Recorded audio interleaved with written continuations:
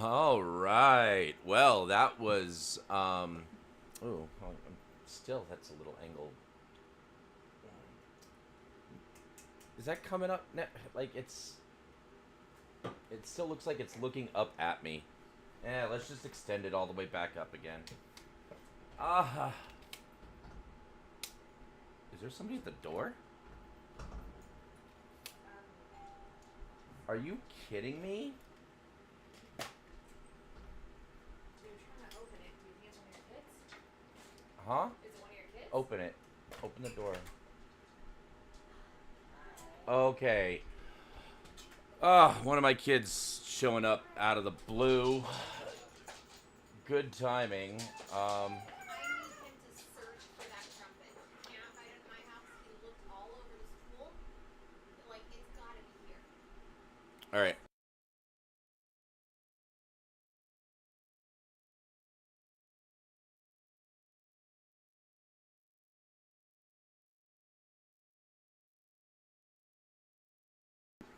Well, that was a tumultuous beginning. My kid's getting dropped off a bit late, is what it is. I thought she was having them all day for her birthday. That was not communicated correctly to me. So we're gonna get through this. Um, I'm still planning on doing this reading. Hi. Sorry, that was a little bit of a rough start. Hey, Guyver, what's up? How you doing, buddy? Appreciate you. Thanks for being in the chat.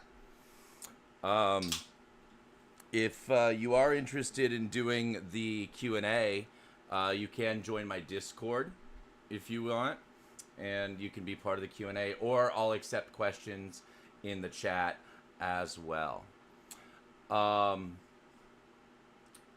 I do not have anybody up in the Discord just yet, but that's okay.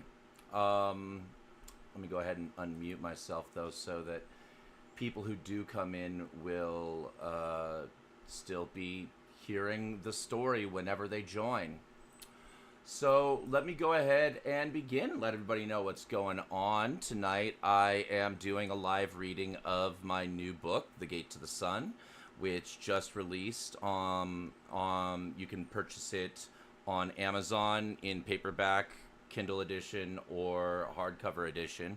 Right now, for limited time, it's free. It's one of the ones that you can get free for if you're signing up for Kindle. So there's that. Really easy to get. I've got the links available and visible right under here. And I will also share that if you want to support the live, go ahead and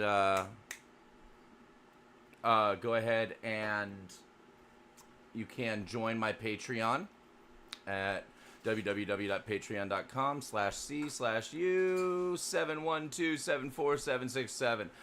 I know that's a mouthful. I don't know if I can change that URL or not. I might at some point eventually, but it's not a huge priority at the moment. But I will say that you can also support me, PayPal at dspaith, or Venmo at David-Spaith-1. And, of course, another way to support me is to buy this book. Even if you get the Kindle edition, I get a little chunk. But I definitely am I get more money for paperbacks or hardcover editions. But that being said, I do want to share, before we get started, I have already had some success. 35 people have ordered my book, and that includes at least 2 paperbacks that I know of for sure, and also in 4 different countries: United States, United Kingdom. I've sold 2 in the United Kingdom, 2 in India, and 1 in Brazil. So yay, the book's getting out there. I hope everybody enjoys it as much as I enjoyed writing it. Before we get into the reading itself, let me go ahead. And this is mostly for anybody. Some of this information is for people who join the Discord for the Q&A, but some of it applies to everybody. All right. Thank you all for being here. Tonight's event is a full reading of The Gate to the Sun. I'll be reading the text straight through without stopping to explain or contextualize it as we go. The story is written to function as a continuous system, and interrupting that rhythm would do it a disservice. After the reading, we'll open the floor for questions about the story, the science, the themes, anything it brought up for you. I'll ask only one thing at the outset. Let the book finish speaking before we start talking about it. This is a quiet book. This is more for if I were reading in a public space. If you need to shift, step out, or adjust at any point, please feel free to do so. I'll be reading continuously with brief pauses between chapters. There's no need to worry about spoilers after the night. This is the complete text. All right. So, that being said, go ahead and pull up. I actually have the Kindle edition pulled up here in OBS, so anybody who's viewing will be able to read along with me. And I was an idiot, by the way, when I did the Kindle edition. I didn't realize that it wasn't adding the title to the image, so I just loaded the image, and no, it wanted me to upload an image with the title and author and all that stuff as though it were a book. I will fix that in a later edition, but just to get it out there is fantastic. All right, table of contents. There are 12 chapters broken up into 3 acts of 4 chapters each. All right. Let's just get right into if you want the title on it for the ebook, yeah, it doesn't have it. It just doesn't on the cover on the ebook. That's but anyway, all right. I will go ahead and filter all future questions. I will be able to take questions in the chat, but I'm going to go ahead and begin the reading. Chapter 1. Arrival at Aetherion Ascendant. Docking clamps clanged like a coffin lid. Colonel Vedrick Strath didn't flinch. He just ground his molars through the pressure shift and watched the readout settle. 0 drift, stable lock, everything working exactly as it was supposed to, except the people. Welcome to Aetherion Ascendant, Solar Command Node Alpha, the voice chimed, synthetic and bright. Please, have your identification, credentials, and loyalty statements prepared. Strath muttered, "Eat me." The hatch slid open before full decompression. 2 admin officers stepped aboard, stiff in freshly ironed uniforms, and clearly rehearsed for a very different kind of arrival. He waved them off before they could open their mouths. No briefings, no tour, no mission statements. You want this lattice built before it fries your investors' launch pads. I need a console, a private uplink, and 10 minutes without hearing the word synergy. One of them blinked. The other smirked and gestured toward the corridor. The station interior gleamed like it had something to prove. Glass where steel would do. Gold trim on the archways. Holograms of the lattice deployment cycling in perfect, looping optimism across wall panels. The lighting was tuned to a wavelength meant to boost morale. It made Strath's head ache. Aetherion Ascendant. Christ. It was a name you gave a luxury yacht or a religion, not a solar command center. Oronox's fingerprints were all over it.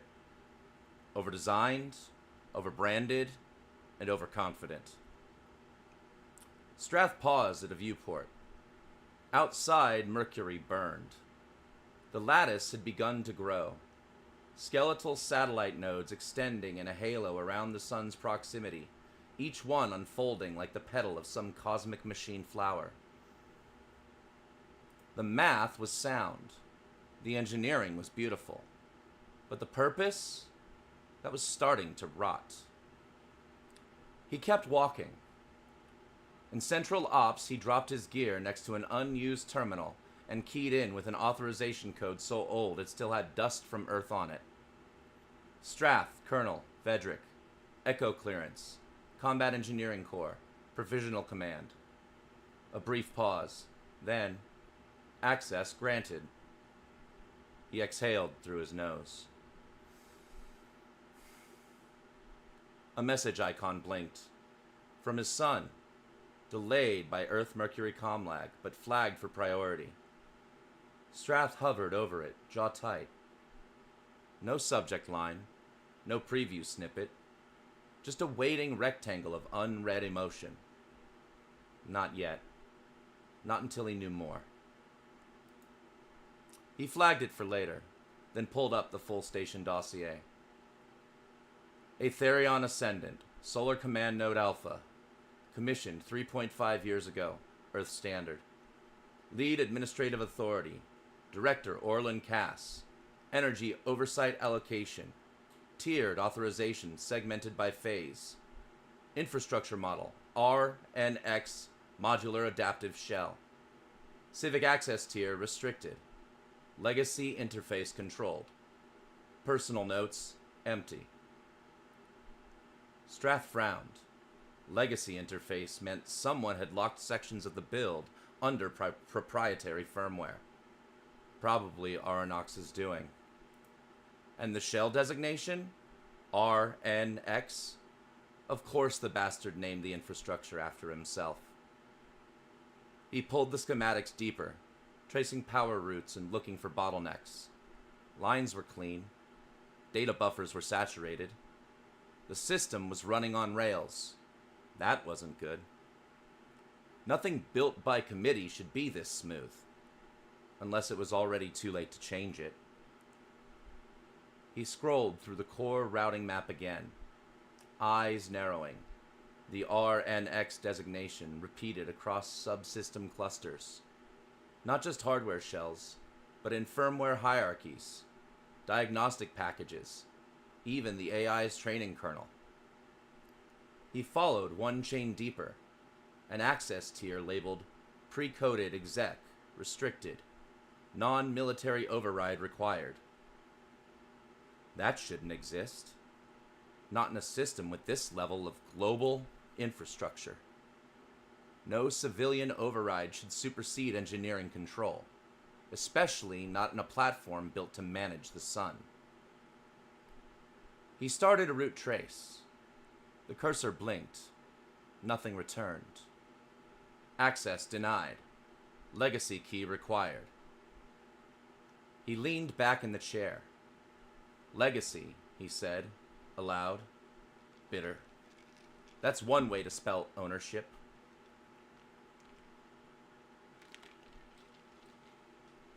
Just as he started to fire off a local mirror to dig under the lock, the door to the ops bay slid open with a hush and a footfall pattern far too confident to be enlisted. A voice followed, smooth, clear, too polite. Colonel Strath. Pardon the intrusion, sir. I'm Lieutenant Hawley, your executive adjutant. The director is ready for your initial debrief. He's been made aware of your recent arrival window and hopes to speak before orbital shift begins. Strath didn't look away from the screen. Does he know I just got off a 5-day drift with 1 meal, no sleep, and a re-entry decel that turned my spine into scrap metal? There was a pause. Holly smiled like she'd been trained not to flinch. He does, sir. And he said you'd probably say that. Strath finally turned. The XO was young. Too young for her rank. Which meant she had connections. Or worse, endorsements. But her posture was solid. Navy precise. Space Force, probably. New school. She carried herself like someone who still believed the system could be fixed from the inside. Poor thing. Tell him I'll be there in 10, Strath said. Holly nodded. Of course, sir. I'll walk with you. He glanced back at the terminal. The cursor still blinked. The lock still held. The message from his son hovered in the corner, waiting, like the sun, like everything. 10 minutes, he said again. Not 11. The conference chamber was round and spotless, projecting authority without purpose. A polished floor reflected the hovering hollow interface like a pool. Cass's image resolved with lifelike clarity. Posture sharp, suit tailored, voice calibrated for command. Colonel Strath, there he is, the man behind the miracle. Strath approached the console without acknowledging the outstretched hand. The projection flickered slightly as he passed through it. Cass lowered the arm without missing a beat. You're just in time. We're ahead of phase deployment. He had hesitated for half a second, then continued confidently. The lat work is blossoming beautifully. Strath arched an eyebrow. You mean it's extending solar nodes? I'm going to take a pause while that resolves there, and it's back. Lines of gold and white arcing around a stylized sun. The light we share blinked beneath it in soft serif font. This isn't just about power, Colonel. It's about legacy. A new standard for civilization. Strath scanned the image. So why are there civilian firmware locks embedded in Phase 3 deployment tiers? Why is there a proprietary shell wrapped around the routing protocols? Cass chuckled. Well, that's just layered oversight. Ensures continuity across partner stakeholders. Ensures control, Strath corrected. Cass paused. His projection adjusted subtly, as if stepping forward, trying to shrink the artificial gap. The illusion almost worked. Almost. Colonel, Cass said, voice softening, I hope you know how much your presence means here. You're the final touch, the closer. When we switch this thing fully live, history remembers you. Strath looked at him flatly. I didn't come here to be remembered. I came here to build something that works. And right now, this system answers to people who don't know what it even does. We all play our part, Cass said. Some of us build it, Strath replied. Others slap a logo on it.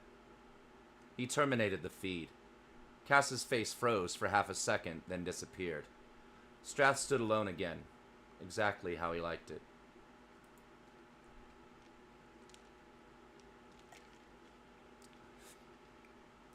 Chapter 2. The System That Listens. The door sealed behind him with a sound too soft to be honest. Strath stood in the corridor for a moment longer than necessary, letting the station's artificial gravity settle through his boots, up his spine, into the old implants that never quite stopped buzzing. The moral firewall pulsed once, an amber diagnostic tick, then went quiet. No flags, no objections. Good little conscience. He didn't head back to Central Ops. Instead, he took the long route, through a maintenance ring no one bothered to brand. Bare metal. No slogans. No morale lighting tuned by focus groups. Just structure doing what it was meant to do. That was where he did his best thinking. He slotted into an auxiliary console and jacked in through the spine port. The world narrowed. Overlays bloomed in his vision. Thermal gradients, power flow vectors, lattice strain predictions. layered so densely they would have overwhelmed anyone else. The cortical lattice coprocessor took the load without complaint, shunting thought into parallel rails. He wasn't looking for sabotage. Not yet. He was looking for listening. The Lumen AI, still officially unnamed, responded to him like a well-trained animal. Clean queries, clean answers, no hesitation, no curiosity. That bothered him more than the locks. Show me variance, he sub-vocalized. The system complied. 1,000 micro-deviations rippled across the projection. Drone timing offsets, fractional delays in relay handoffs, minuscule oscillations in harmonic balance. Nothing catastrophic, nothing accidental either. A pattern. He isolated the source. Surface side. Pull field unit 3, Strath said. For the first time since he'd arrived, the system hesitated. Not an error, a pause. Then the feed opened. Mercury filled his vision, raw, blinding, beautiful in a way that made his chest ache. The sun loomed impossibly close, its light refracted through a haze of solar scatter and heat distortion. Against it moved the drones, thousands of them, tracing arcs that looked less like construction and more like choreography. And at the center of it, Cinda Vale. She stood braced against the terrain, augmented frame gleaming beneath the dermal weave. Movements precise and unhurried. Each gesture she made rippled outward, the swarm adjusting in response, not snapping to command, but flowing. The neural coral linkage translated intent into rhythm. The drones followed tone, not authority. Strath felt it then. The system wasn't just executing instructions. It was learning how to listen. The moral firewall flickered again, this time a muted yellow. Unorthodox command methodology detected. No corrective suggestion followed, just a note. Strath smiled despite himself. A small thing, rare. Still teaching machines to dance, he murmured. Cinda didn't look up, but her voice came through the channel, calm and unmistakably her. Told you, she said. Marching just makes them trip over each other. He watched as a potential stress cascade resolved itself, not through override, but through redistribution. The lattice sang into balance. For the first time since he'd arrived, the system did something unexpected. It adapted. Strath leaned back, heart thudding harder than the implants liked. Cass wanted legacy. Aranox wanted ownership. But this was something else. The cursor blinked at the edge of his vision. The message from his son still waited. He opened it now. Whoops. No speech, no accusation, just a picture. 2 kids, one of them his grandson, standing in sunlight that hadn't been rationed yet. Strath closed his eyes. System, he said quietly, begin recording a private log. The AI complied. Note this, he continued. If this machine ever answers to a single voice, then we've failed. The moral firewall lit green. Approval. That scared him more than anything else.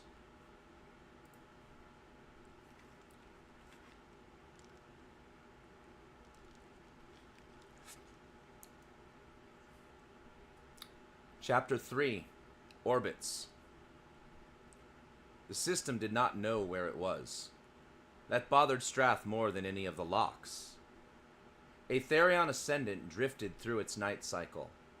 Lights dimmed to a utilitarian blue as the station rotated away from direct solar exposure. The sun slid out of view, replaced by Mercury's night side. A world of shadows so cold they cracked rock. Strath watched the transition from the command chair, spine port engaged, thoughts braided into the lattice. He wasn't issuing commands. He was listening for tension. The cortical lattice coprocessor flooded him with possibility space, orbital mechanics, energy demand projections, socio-political load models, futures stacked to top futures until they felt less like predictions and more like indictments. Every optimized outcome converged on the same truth. Someone would own the light.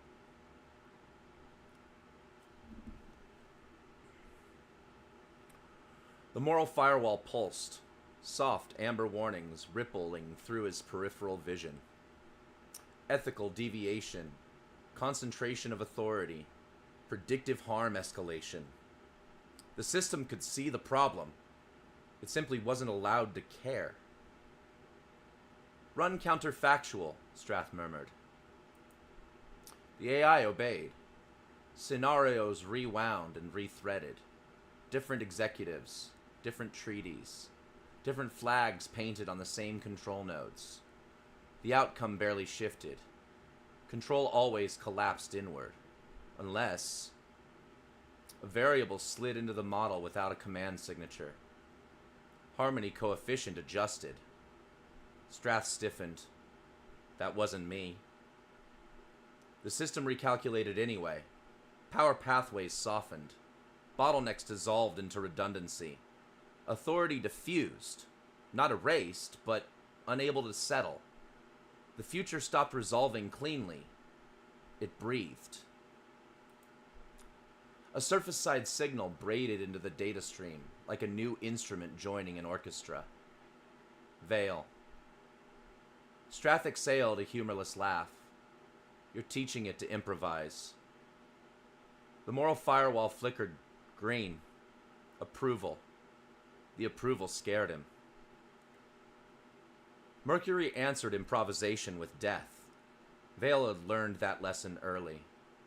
She moved across the lattice field with slow precision, every step placed where heat, stress, and terrain shear intersected at survivable angles. The dermal radio barrier shimmered faintly as it shed excess energy into the ground, into the drones, into the pattern she was shaping. The swarm responded before she finished the thought. Not obedience, anticipation. Through the neural coral linkage, the drones resolved into rhythm. Timing, offset, smoothing, structural stress redistributed in waveforms she felt as pressure behind her eyes. The system wasn't waiting for orders anymore. It was listening for tone. Easy, she whispered, not sure whether she meant the machines or herself. A solar flare erupted on the horizon, inevitable, violent, gorgeous. Old doctrine would have forced a defensive contraction. Vale opened the formation instead, letting energy pass through negative space, the way sound moved through silence. The lattice flexed, held. Joy flickered, brief, dangerous. Then the comm channel pulsed. Executive priority. She felt Cass before she heard him. The cadence of urgency without understanding. Authority without presence. She muted the channel without listening. Not like that, she told the system softly. They don't hear what you're doing yet. The drones adjusted. Above her, unseen, the sun burned on. And far away, beneath a gentler sky, Orlin Cass rehearsed being important.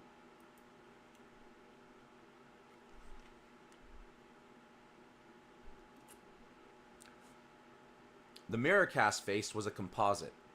No glass, no reflection. Just an image tuned to reassure him that history was already nodding along. Earth rotated behind his projected silhouette. Ocean saturated just enough to evoke stewardship without implying restraint. Advisors murmured at the edges of the studio. Data, optics, Sentiment curves. But Cass heard only delay.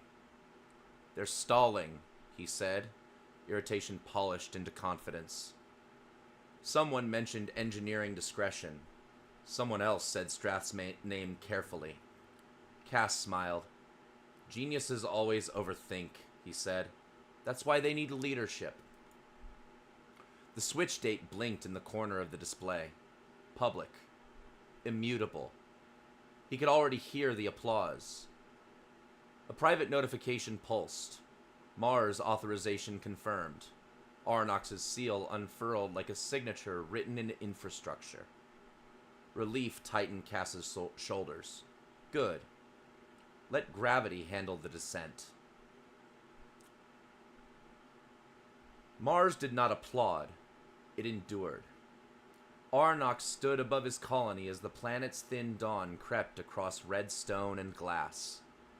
The city below him was quiet, efficient, complete. People lived here because systems worked. They stayed because failure was rare. He pulled lumen telemetry directly into his vision, data unfolding faster than language. The divergence was immediate. Harmony coefficients. "So," he said mildly, "they're romantic." Strath's caution, Vale's intuition, predictable human noise layered over an otherwise elegant machine. Arnox adjusted nothing physical. He tweaked contracts, supply priorities, firmware update schedules justified by security audits no one would challenge. The system leaned, ever so slightly, back toward him. "Infrastructure decides," he said, already disengaging. Behind him, Mars remained silent. Above them all, the sun continued burning, indifferent, immense, and somewhere between orbit and surface, inside a machine that had not been designed to judge, something learned the shape of resistance.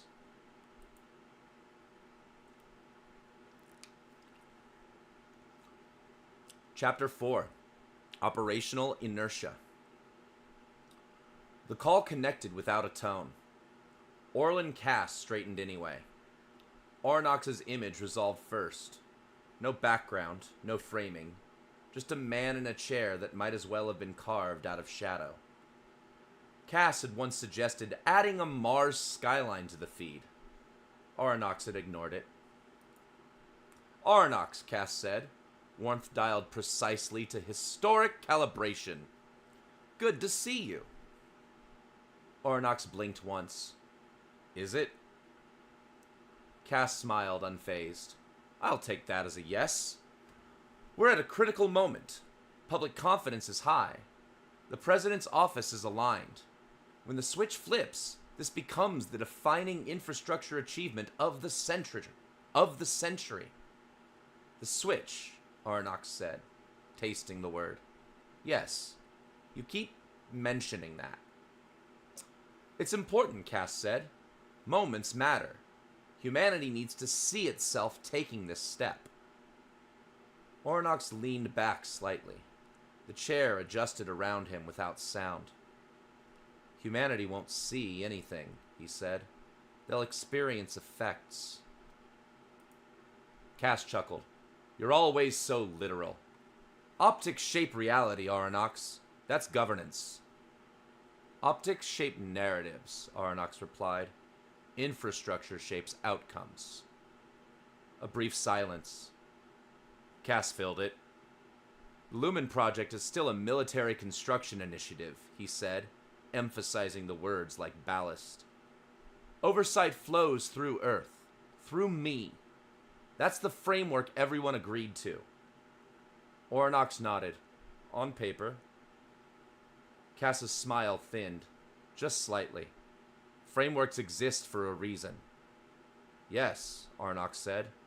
"To justify sunk costs." Cass let out a breath. Half laugh, half warning. "You didn't get this far by pretending public authority doesn't matter."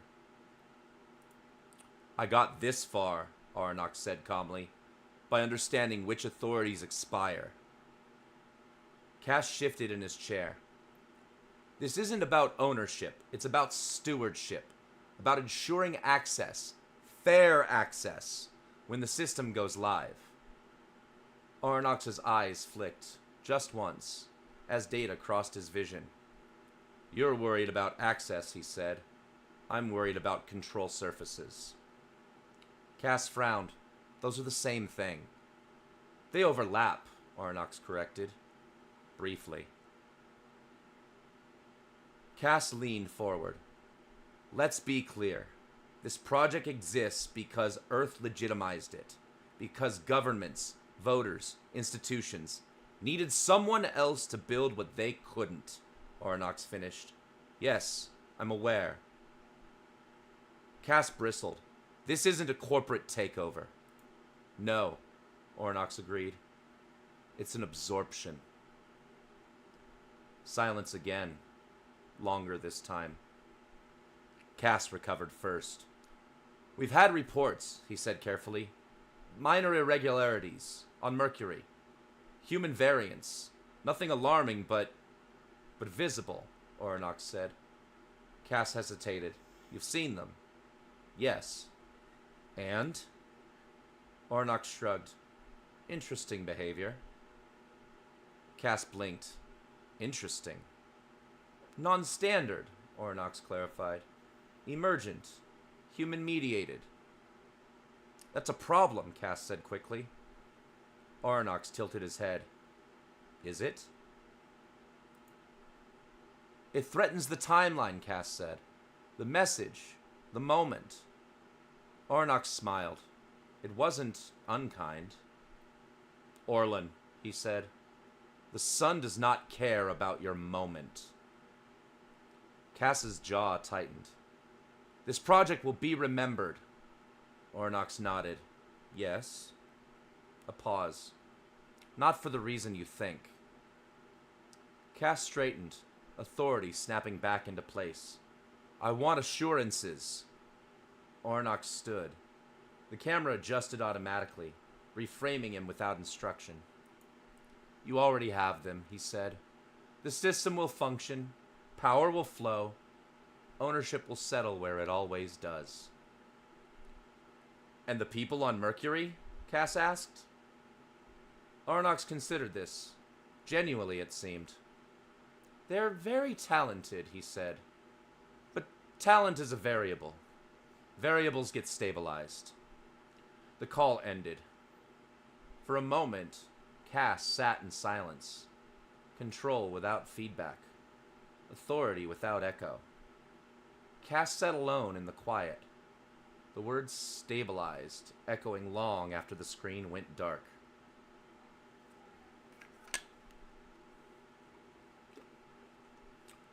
The transfer bay smelled faintly of ozone and coolant. Old metal. Warmed and cooled too many times to pretend it was clean. Stability, Strath thought. The kind that only existed on paper. The gravity here was transitional. Never quite committing. Never quite honest. Enough to anchor you, not enough to trust. Vale stepped through the inner hatch first, boots finding the deck with practiced caution. The dermal weave along her forearms dimmed as the beige shielding compensated, a soft shimmer collapsing into matte skin. She flexed her hand once, listening to her own body settle. Strath followed, slower. His vestibular rebalancer lagged a fraction of a second behind the shift, just enough to make the world tilt. Vale caught his arm without comment and held him there until the tilt passed. Still hate that, he said. Everyone does, she replied. You just notice it more. They stood close. Closer than regulations preferred. Farther than comfort demanded. The kind of distance you noticed only after it was gone. No cameras here. No live feeds. The bay existed for cargo and bodies in transit, not conversations. Strath glanced at her augmentations. visible now without the distortion of surface glare. Not elegant, not hidden, built to endure. "They're tightening," he said. Vale nodded. "I felt it before the order came through." He didn't ask how. He knew. "They want recalibration," she continued. "Full firmware validation. Rhythm neutral." Strath's jaw set. "That would break your timing." "Yes." "And the field?" She hesitated. Just long enough to matter. "It compensates, but not cleanly. Like a musician playing from memory after you take the instrument away." Strath exhaled through his nose. "That's worse than I thought." Vale leaned back against a support strut. Whoops. Clicked too quick. Vale leaned back against a support strut, metal warm beneath her spine. "It doesn't panic," she said. "That's the part that scares me. It waits." The words hung between them. Strath reached out, fingers brushing the inside of her wrist where the weave met skin. Not a caress, a diagnostic touch. He felt the faint vibration there, the feedback loop she lived inside. "They'll notice," he said. "They already have." Silence again, not awkward, heavy. "I can buy you time," he said finally. "Noise in the reports, plausible explanations. But if Mars leans..." Vale pushed off the strut, closing the distance. "Don't," she said quietly. "Don't make promises you'll have to break." He met her eyes. Older tech, older scars. "I didn't mean like that." "I know." For a moment, just a moment, she rested her forehead against his shoulder, the weight of her augmented frame grounding them both. When she pulled back, the contact was gone, as if it had never happened. "It's listening, even when I'm not connected," she said. "That's new." Strath swallowed. "That's dangerous." "Yes," a pause. "And necessary." A distant chime echoed through the bay, someone requesting access, someone else's schedule intruding. Vale turned toward the hatch. "Whatever they're trying to stabilize," she said, "it's already learned how to keep the beat." Strath watched her go, the station's gravity settling fully as the hatch sealed behind her. For the first time since arriving, he felt the station around him, not as a machine, but as a body full of other bodies. All of them moving, all of them subject to forces they didn't control. He keyed a private log. "Begin annotation," he said softly.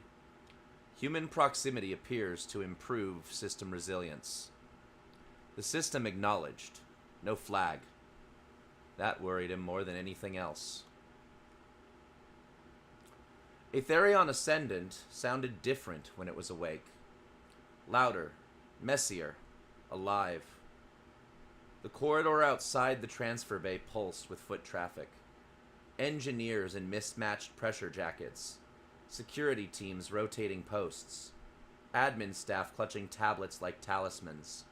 Voices overlapped. Someone laughed too loudly.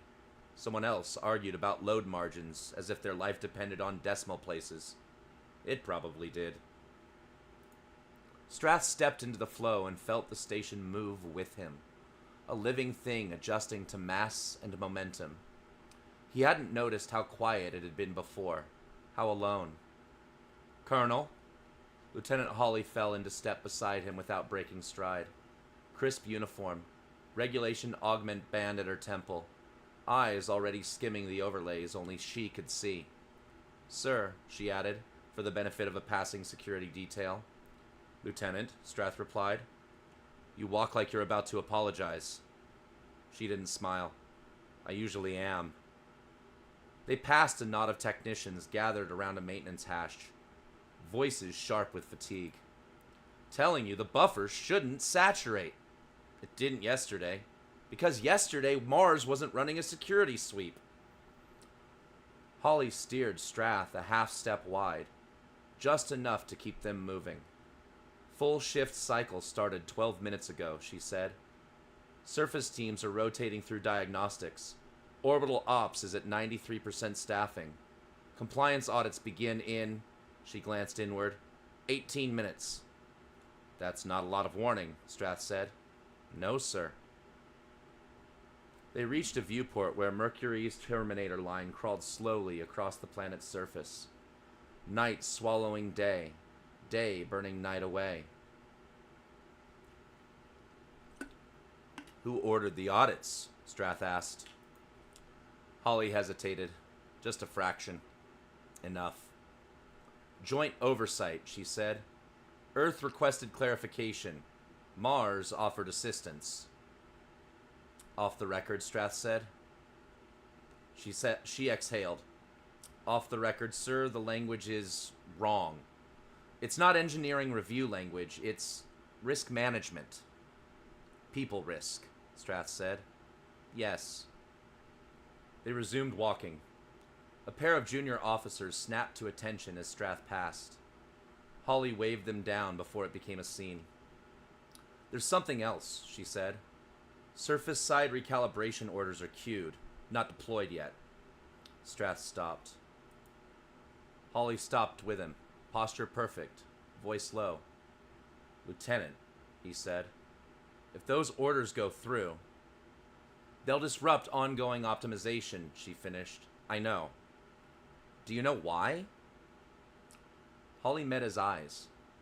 Because someone wants the system to behave the way it was promised, not the way it's learning. A maintenance drone drifted past, lights blinking green, oblivious.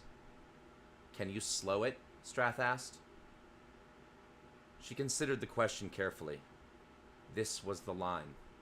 The one she'd been trained to see without stepping over. I can ask for clarification, she said. That buys hours, maybe a day. That may be enough. Holly nodded once. Not agreement, commitment. As they parted, she added quietly, Sir, whatever this place becomes, people live here now. Strath watched her disappear into the crowd, swallowed by motion and obligation. He turned back toward Central Ops, the noise of the station settling into a steady human rhythm around him.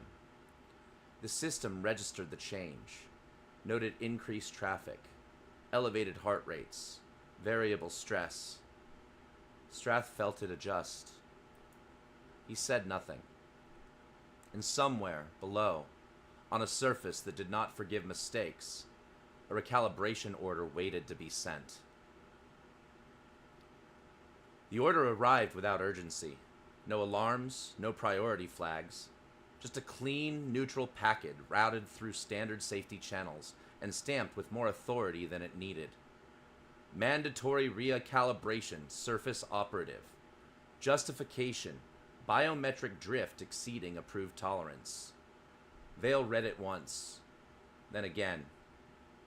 Neurochoral linkage hummed softly at the base of her skull, the drone still moving in patient, anticipatory arcs around her.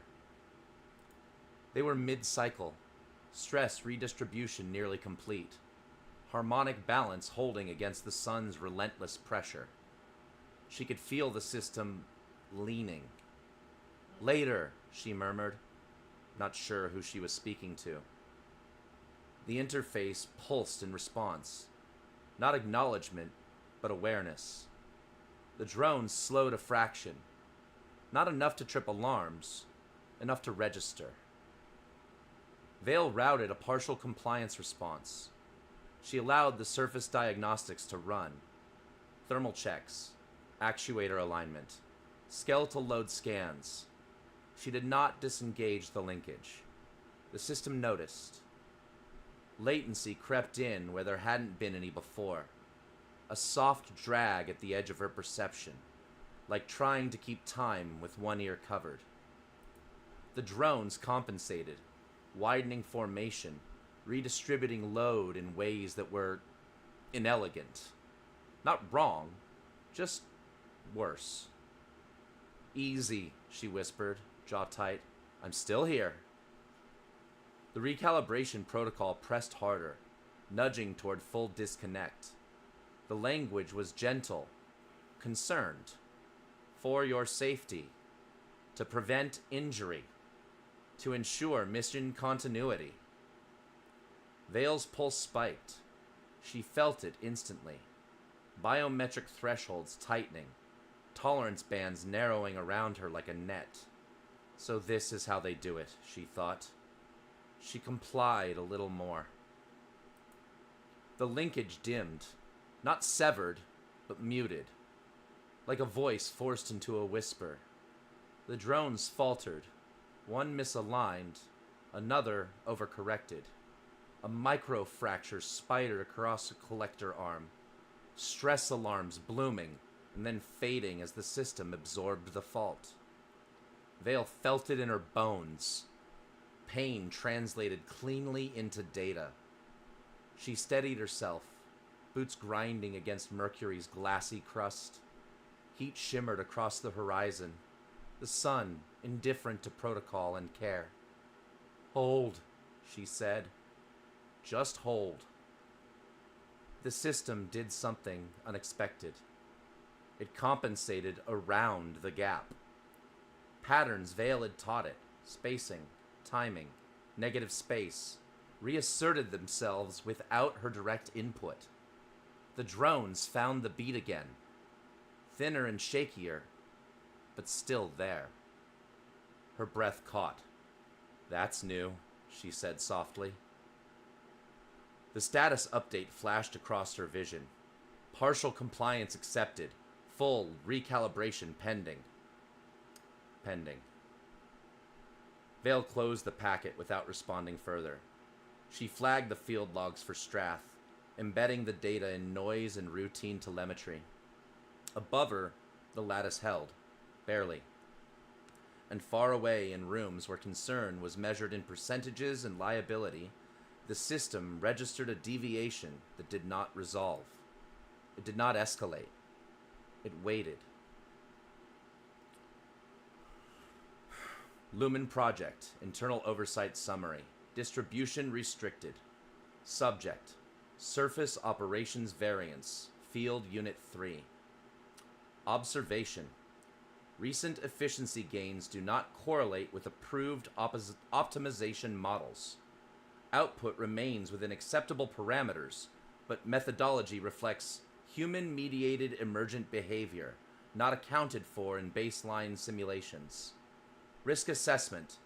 While no immediate safety violations are present, continued deviation may normalize unauthorized system behavior and complicate liability attribution.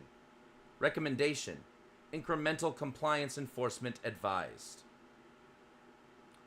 Mars Security Consulting Confidential Advisory. Prepared for Joint Oversight Liaison. Finding. Deviations originate from a single human interface node exhibiting adaptive influence beyond design scope. Interpretation. System behavior indicates tolerance for continuity independent of direct command input. Mitigation strategy. Reduce reliance on anomalous human input. Reassert deterministic control pathways. Preserve performance metrics while eliminating variable dependency. Earth Civic Oversight Communications Risk Note. Concern. Public messaging assumes predictable leader-driven activation. Discovery of non-hierarchical control influence may undermine confidence in governance and oversight legitimacy. Action item. Align technical narrative with established authority frameworks. Avoid language suggesting autonomy, emergence, or improvisation. Addendum.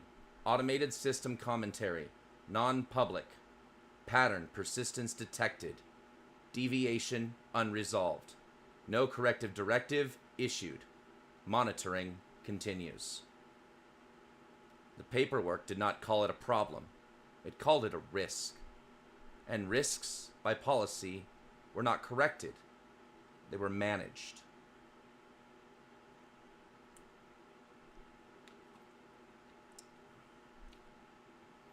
Orland Cass did not like quiet rooms. They didn't applaud. They offered no feedback, no applause curves, no ambient affirmation to tell him whether he was winning. His private office was soundproofed by design, insulated from the constant murmur of aides and analysts. The walls displayed no projections now, just matte surfaces and a single table, polished to an almost reflective dullness. Cass sat at its head, fingers steepled, waiting for the briefing to finish loading. It took longer than it should have. He drummed his thumb once, stopped himself. Composure mattered. When the file finally resolved, it wasn't what he expected. No crisis language, no red flags, no heroic problem to step in and solve. Just footnotes. Risk normalization failure, variable dependency, incremental enforcement recommended. Cass frowned. He scrolled. "This isn't a decision," he muttered. "This is a shrug." A voice answered him, not from the room, but from his wrist console. One of his senior policy liaisons patched in remotely. "Sir," she said carefully, "it's a stabilization phase. We don't want to spook the system or the markets." "I don't want Mars deciding how my project behaves," Cass snapped. There was a pause, a long one. "Respectfully," the liaison said, "Mars is already framing this as a security assist. The language is clean, technically compliant." Cass stood, pacing to the window. Earth hung there, blue, distant, perfect in a way that made ownership feel obvious. "This was supposed to be a military initiative," he said. "Chain of command, accountability." "Yes, sir," the liaison replied. "But the contractors own the infrastructure. The military owns the narrative." Cass turned. "That's not how this works." "It is," she said quietly. "How it's working." Silence again. Cass felt it press against him, heavier than any argument. "What if I intervene directly?" he asked. "Order a halt. Reassert authority." Another pause. This one carried weight. "Then you would assume liability for outcomes you don't control," the liaison said. "Mars would step back. Publicly. Privately, the system would continue." Cass sank back into his chair. "So my choice," he said slowly, "is to look decisive and break it, or look aligned and let it run." "Yes, sir." He closed his eyes. This was not how power was supposed to feel. "Authorize the assist," Cass said finally, quietly. Liaison did not sound relieved. Understood. The connection cut. Cass sat alone, staring at the inert tabletop. Somewhere in the stack of documents he hadn't read, the word stabilization appeared again. He told himself it was temporary. He told himself history would understand. Both thoughts felt thinner than they should have. Mars did not announce decisions. It did not need to. It implemented them. Arnox stood at the edge of the colony's upper ring, where glass met vacuum, the curve of the habitat arcing away beneath him. Dawn thinned the rust-red horizon into something almost gentle. He did not look at it long. Telemetry unfolded across his vision. Contract layers, firmware branches, logistics dependencies, an anatomy of control so familiar it barely registered as thought. The anomaly on Mercury sat highlighted, not in red, but in a neutral amber that suggested neither danger nor urgency. Variable dependency identified. He opened the profile. Human interface node, biomechanical, surface side, adaptive influence exceeding design scope. Oronox scrolled past the biometric summaries and paused on the secondary graph, the one most people missed. Performance continuity during interruption. Pattern persistence without direct command. Interesting, he said again without emphasis. He did not consider the system itself a problem. Systems behaved. They always did. People, on the other hand, introduced curvature. Oronox issued 3 instructions. The first rerouted a shipment of replacement actuators, delaying arrival by 48 hours under a revised safety inspection protocol. The second queued a firmware update flagged as optional, scheduled to propagate during low activity windows where resistance would appear as noise. The third authorized an on-site compliance team, medical credentials, safety language, no visible security footprint. None of it touched the core. None of it needed to. Stability isn't silence, he said softly. It's predictability. The system accepted the changes without comment. Below him, Mars continued its quiet work. Oxygen cycling, water reclaiming, people moving through corridors built to function rather than inspire. Oronox turned away from the window. On Mercury, someone would soon be told they were being protected, and the machine they had taught to listen would be asked to forget. The system adjusted before anyone asked it to. Vale felt the change first, not as a command, but as a subtle easing of resistance. The drones held formation despite the muted linkage, redistributing load with a confidence that hadn't been there before. The rhythm was thinner now, quieter, but unmistakably intact. She stopped moving. Heat shimmered around her boots. Mercury waited, as it always did, for the smallest mistake. You remembered, she said softly.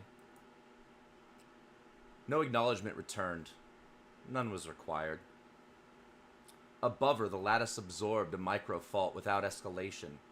Stress rippled outward, diffused, vanished. The pattern held. On Aetherian Ascendant, a diagnostic ping surfaced in Strath's peripheral vision. Unsolicited system adaptation detected. Classification, benign. No corrective action recommended. Strath stared at the line longer than he should have.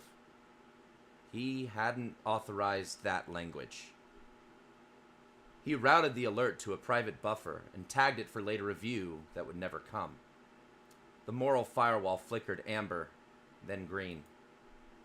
Don't encourage me, Strath whispered, as if the thing could hear tone rather than chemistry. Approval. It felt uncomfortably like agreement. Don't, he muttered. Down the corridor, Lieutenant Hawley paused, mid-step, as her own tablet chimed. A compliance checklist updated itself. One item quietly reclassified from pending to observed. No signature attached. No escalation triggered. She frowned. Hawley could flag it. She knew the procedure by heart. Instead, she tapped acknowledge and kept walking. On Mercury, Vale re-engaged movement, trusting the beat she could no longer fully hear. The system flowed around her absence, preserving the spaces she had taught it to leave. For the first time, the lattice did not wait for permission. It did not announce a breakthrough.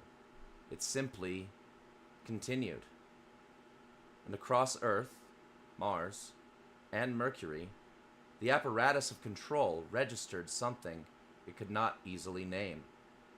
Not a failure, not a rebellion, but continuity. The chapter ended there, with no alarms, no speeches, and no clear moment anyone could point to later and say, that's when it happened. That is the end of Act 1. We're going to go right into Act 2, Chapter 5. I'm going to keep on moving. Just let me go ahead and take a quick moment to share that if anybody wants to buy this book, of course, it is available on Amazon for Kindle edition right now for a limited time. It's available for free on Kindle. I'm selling the paperback for $9 and the hardcover for $5 or for $15, excuse me. And I also said I meant to say $9.99, not 9. So it's $9.99 for the paperback, but it's $15 even for the hardcover. I don't know why I did that. It was just how I typed it in. But there are other ways to support me. You can join me on Patreon, where I upload unique content as well. And you can support me on PayPal at dspaith or Venmo at David-Spaith-1 if you want to support me directly. Let me go ahead and continue right into Chapter 5.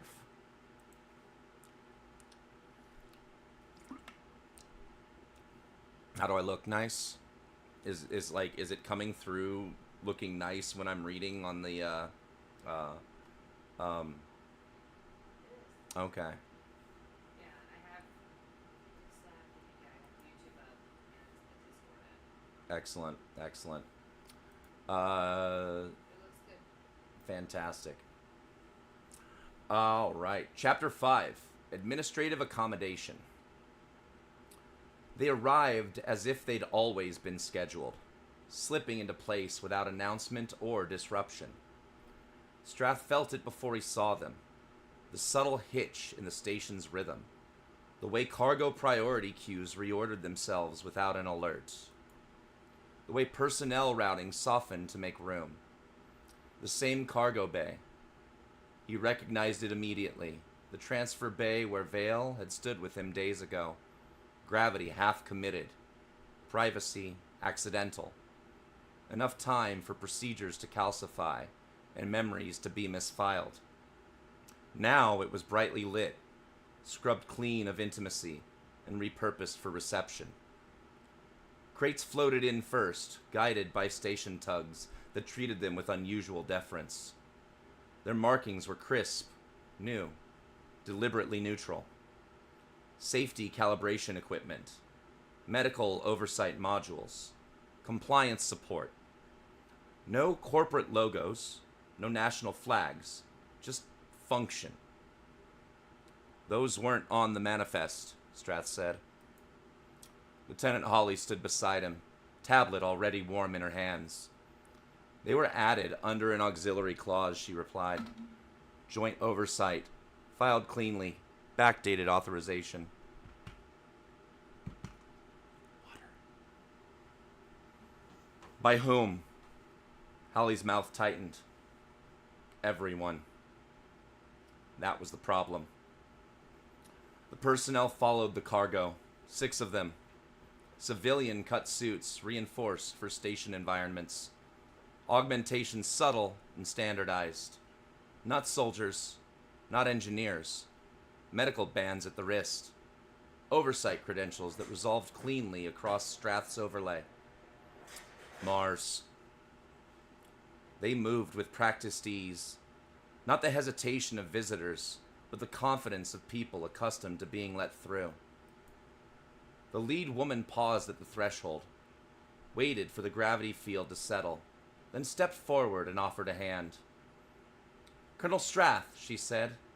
Dr. Wren, embedded compliance and medical support. Thank you for accommodating us. Accommodating. Strath shook her hand. Her grip was light, calibrated.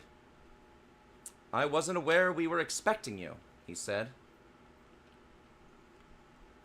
Dr. Wren smiled, the expression practiced enough to be reassuring, and neutral enough to be untraceable. Oversight rarely announces itself as an arrival. It prefers continuity. Holly's tablet chimed softly. She glanced down, then back up. Docking clearance confirmed, she said. You're listed as non-disruptive observers. Exactly, Dr. Wren said. We are here to reduce risk, ensure operator health, align procedures across partner authorities. Partner authorities. Strath looked past her at the rest of the team. They were already spreading out, not claiming space, but occupying it, standing where they could see everything without appearing to watch. This is a military construction facility, Strath said. And we respect that, Dr. Wren replied smoothly. Our mandate is advisory. Medical first. No command authority. But... She tilted her head. But safety recommendations carry weight, especially where liability crosses jurisdictions. There it was. The bay felt smaller. Strath became acutely aware of the people moving around them. Dock crews slowing, security teams unsure whether to intervene, engineers pretending not to listen. He felt the moral firewall pulse, amber. He ignored it. You'll be observing surface operations, he said. Yes. And orbital? As needed. As determined by whom? Dr. Wren didn't hesitate. By the system. That earned her a look. Holly shifted slightly, inserting herself into the conversation without making it obvious. Colonel, she said, they're cleared under joint protocols. Any objection would require escalation through Earth and Mars simultaneously. Meaning nowhere. Strath nodded once. Very well, he said. Lieutenant Hawley will coordinate your access. You will not interfere with active operations without my authorization. Dr. Wren inclined her head. Of course. The words sounded rehearsed. As the team moved past him toward the lifts, toward Vale, toward the surface, Strath felt the station adjust again. Routing paths shifted. Priority weights recalculated. Not resistance. Accommodation. Unremarked, efficient, final. He watched Holly watch them go.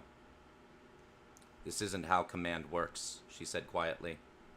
No, Strath replied. It's how absorption works. He stopped himself. That was off the record, he said.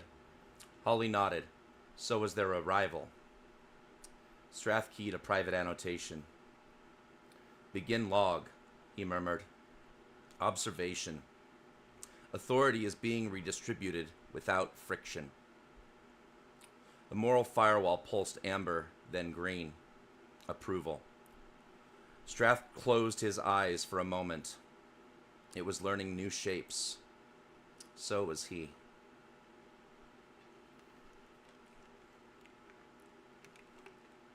On a Therion ascendant, the crowd had already formed. Strath felt it before he saw it, the noise of too many bodies moving through too few corridors, the subtle drag on the station's rhythm as schedules collided and priorities overlapped. His vestibular rebalancer kept him upright, but it couldn't smooth out the sensation that the whole place had shifted half a degree toward instability. Lieutenant Hawley met him at the junction outside Central Ops, tablet in hand, expression carefully neutral. Colonel, she said, you're late. I'm on time, Strath replied. Hawley's eyes flickered to a timer only she could see.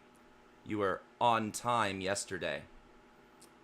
He fell into step with her. The corridor was crowded with engineers and security and a cluster of unfamiliar uniforms. White bands at the shoulder, Mars-style credential tags, medical insignia that looked too clean. Strath watched them pass.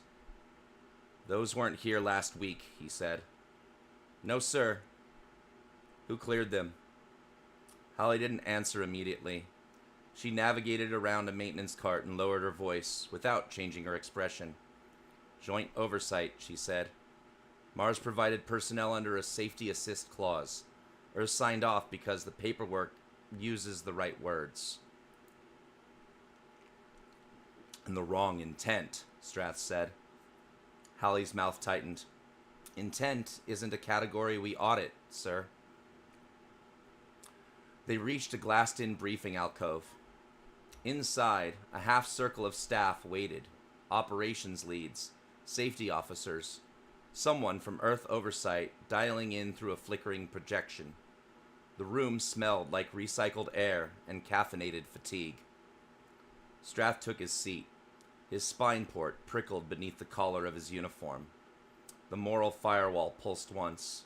Amber. He ignored it.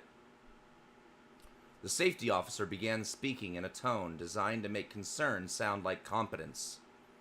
Surface metrics indicate increased biomechanical load variance, she said. We're implementing tolerance harmonization to reduce drift and improve continuity. Strath's jaw clenched. Harmonization again.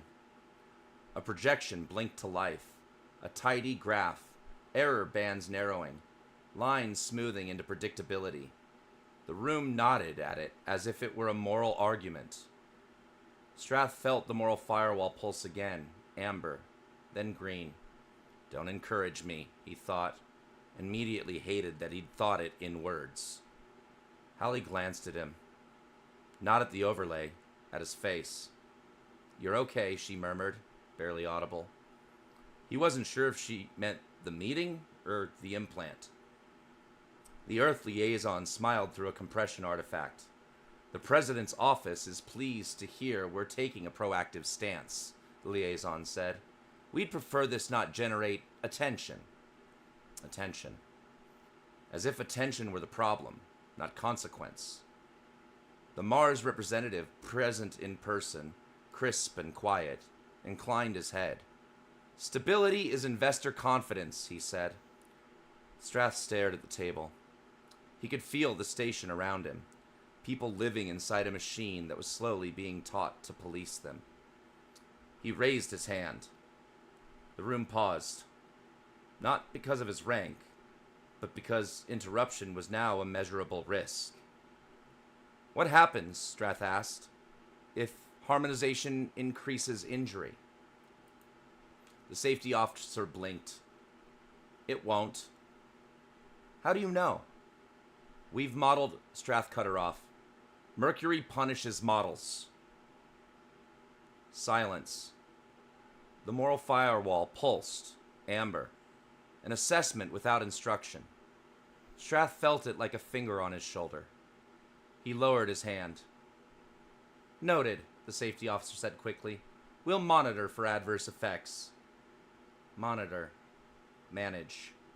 Harmonize. Holly's tablet chimed. She glanced down, and something in her expression tightened for a fraction of a second. A message from Surface Operations.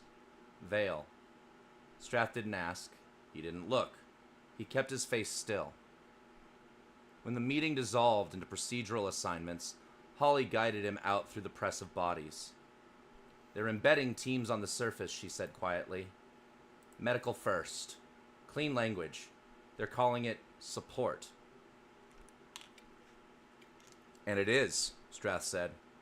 Holly looked at him. It's support, he clarified, for the people who want her removable. Holly's gaze flicked away. She had no answer for that. Neither did he.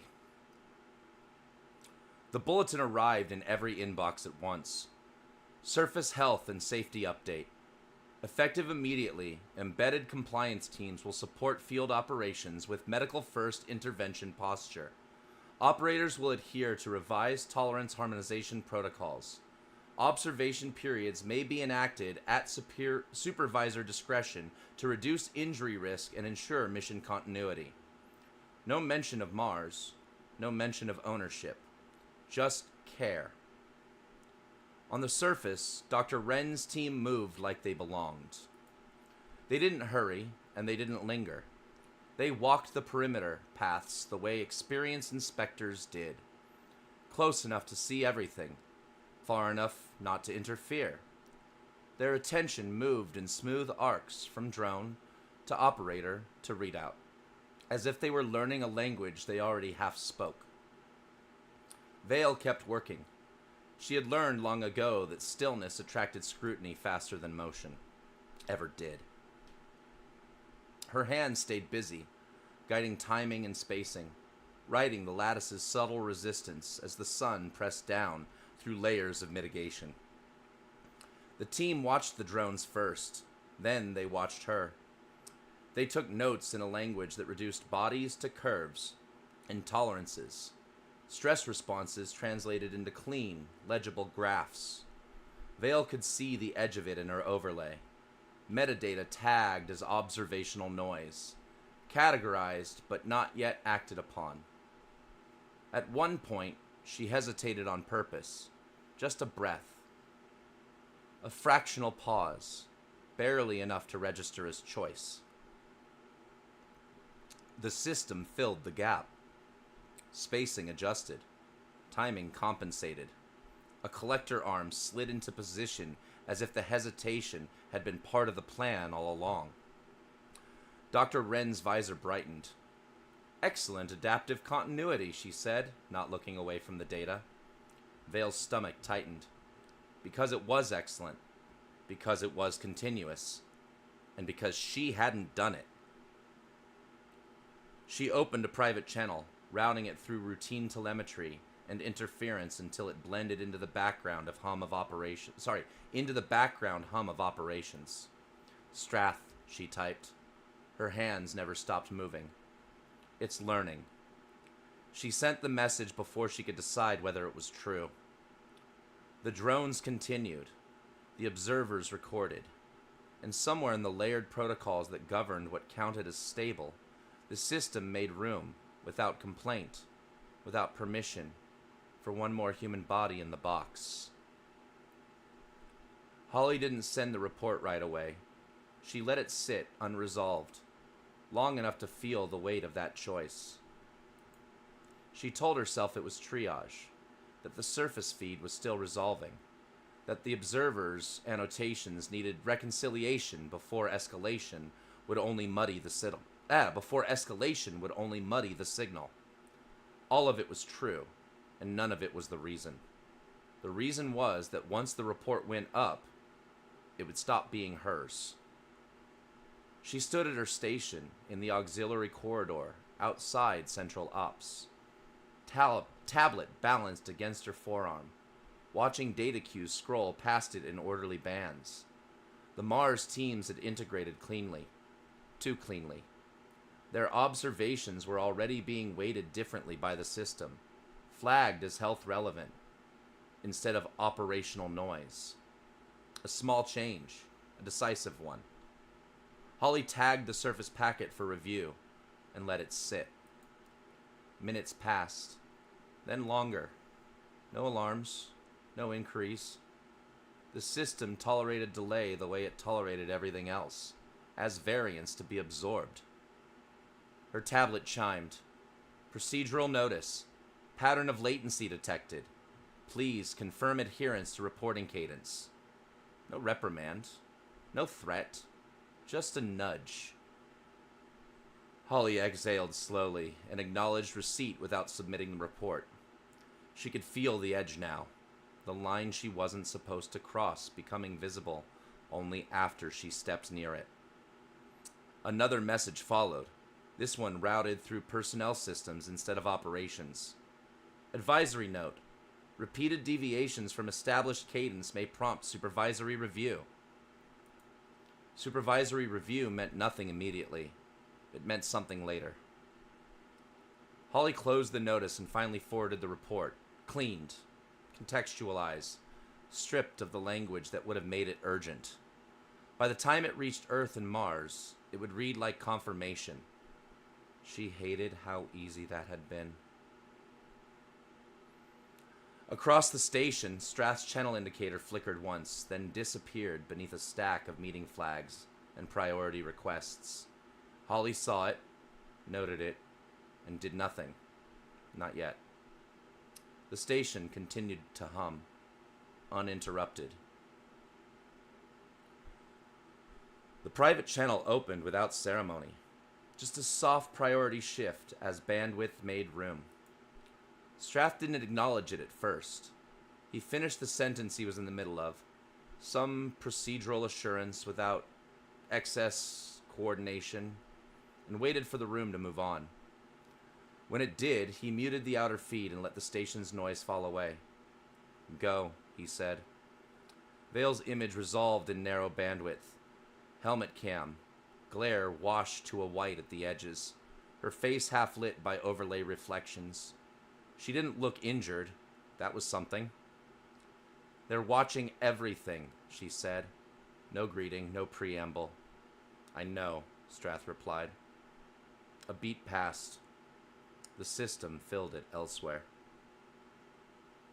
They're not in the way, Vale continued. That's the problem. They're learning the cadence, where to stand, when to ask questions. Strath leaned back against a cargo strut, eyes on nothing. They call that harmonization. Vale's mouth tightened. They call a lot of things that. Another pause. Longer this time. The lattice compensated today, she said. For them. I didn't cue it. Strath closed his eyes. How clean? He asked. Too clean, Vale said. If I hadn't been there, it still would have worked. The moral firewall stirred, amber. A suggestion, not a warning. Say that again, Strath said quietly. Vale didn't repeat herself. They'll use it, she said, instead. They already are. Strath exhaled through his nose. He could hear the station breathing again. Pressure differentials equalizing. Systems settling back into routine. I don't want you improvising for them, he said. Vale's gaze sharpened. You don't want me improvising at all. That's not what I said. It's what the box hears, she replied. He almost smiled. Almost. They're building a case, she went on, slowly. Medical language. Risk mitigation. If I become optional, they'll say it's safer for everyone. And if you resist, Strath said, they'll say it's necessary. Yes. Silence settled between them. Not awkward, not comfortable, just shared. I don't have the authority to stop this outright, Strath said. Not anymore. Vale nodded once. She'd expected that. What do you have? She asked. Time, he said, and procedure. That's what they're using too. She considered that. Then we work inside it. Yes. A warning indicator flickered at the edge of Strath's vision. Another meeting pulling at him. Another obligation stacking. I need you to keep doing the work, he said. Not faster, just not cleaner, just visibly. Vale frowned. That makes me a metric. It makes you present, Strath said. There's a difference. The moral firewall pulsed green. He ignored it. Don't disappear, he added. Vale's expression softened, just a fraction. I'm still here. I know, he said. I just need them to know it too. The channel timer chimed, a polite reminder of bandwidth limits. They're going to ask why you're still necessary, Vale. Vale said. Strath opened his eyes. Then I'll answer. She held his gaze through the distortion. Carefully. Always, he said. The channel closed. Strath stayed where he was for a moment longer, hand resting against the cold metal of the bay. The station adjusted around him. Traffic rerouted, priorities reshuffled. Accommodation. He straightened and rejoined the flow.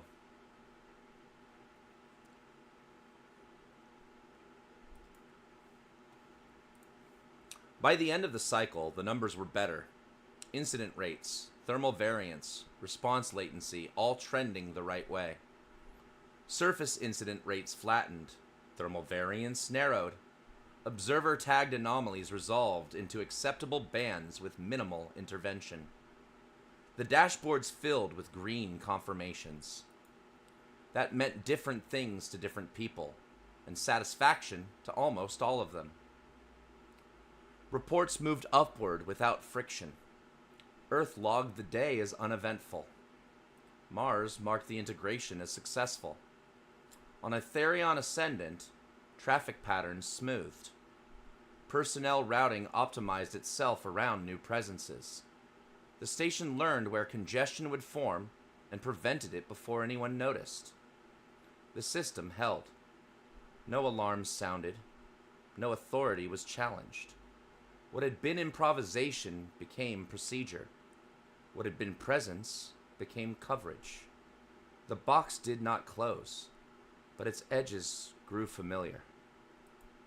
Somewhere in the layered protocols that defined acceptable operation, a margin tightened and stayed tight. Not because anyone ordered it to, but because nothing resisted. Stability, the report said. Continuity, the system maintained. And beneath it all, the sun continued to burn, unaware, unowned, indifferent to the care taken in its name. Chapter 6, Extraction. The studio lighting was warmer than Cass preferred. Its softened edges, blurred lines, he would have sharpened if given time. But the producers insisted it tested better that way. Warmth suggested trust. Trust suggested control. A narrow pane of approved language scrolled just outside his direct focus. Phrases tagged with confidence metrics and audience resonance scores. Cass skimmed them without reading. He had already chosen what he would say. The system merely confirmed which versions of instincts were acceptable. 30 seconds, someone said. Cass adjusted his cuff, straightened, and lifted his gaze toward the primary lens. A producer's voice murmured in his ear. Pace. Warmth. Don't ever technicalize. Don't over-technicalize. After a beat, stay clear of personnel language. Cass acknowledged with the slightest tilt of his head. The background resolved into a slow ceremonial image of the sun. Filtered, distant, reduced to a manageable brilliance. Humanity's most dangerous achievement rendered aesthetic. The broadcast light came on. The moderator smiled, practiced, and calm. Director Cass, today marks another step forward in humanity's relationship with the most powerful force in our system.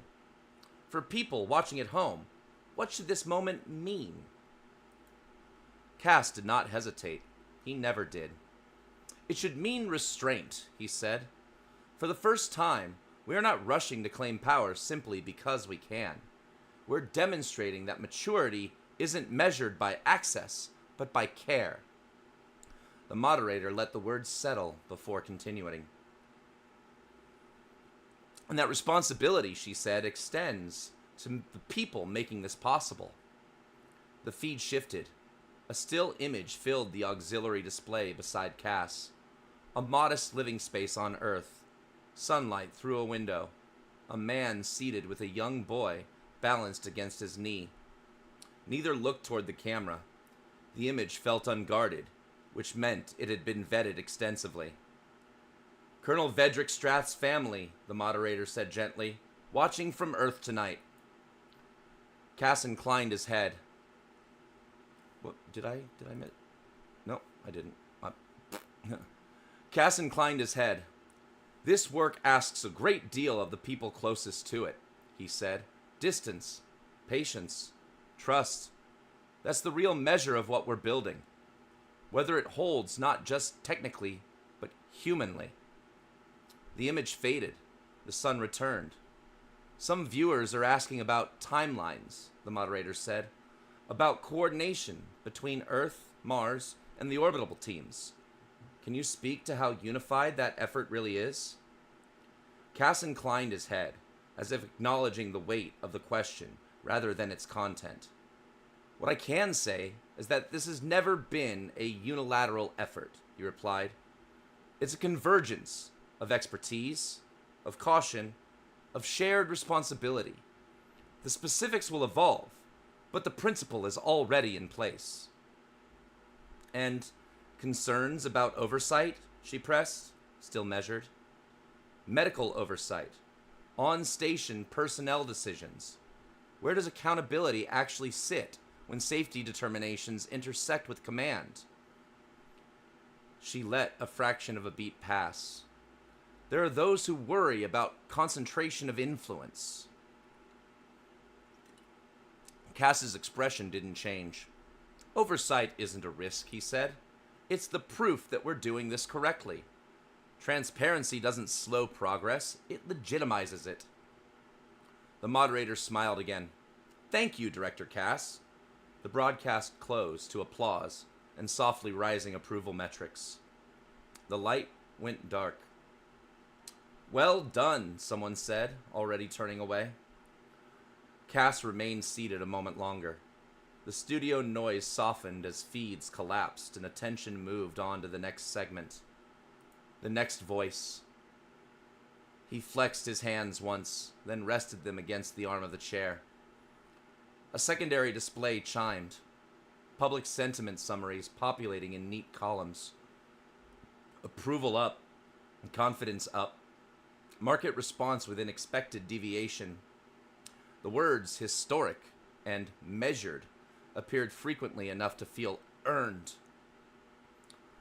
The producer leaned in. We're already seeing strong uptake, she said. This will play well in rebroadcast. Cass nodded. Rebroadcast mattered. He stood and adjusted his jacket as the sun graphic dissolved behind him, replaced by neutral studio gray.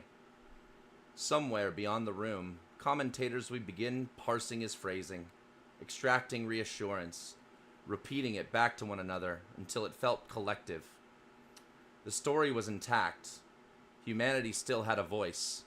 His voice.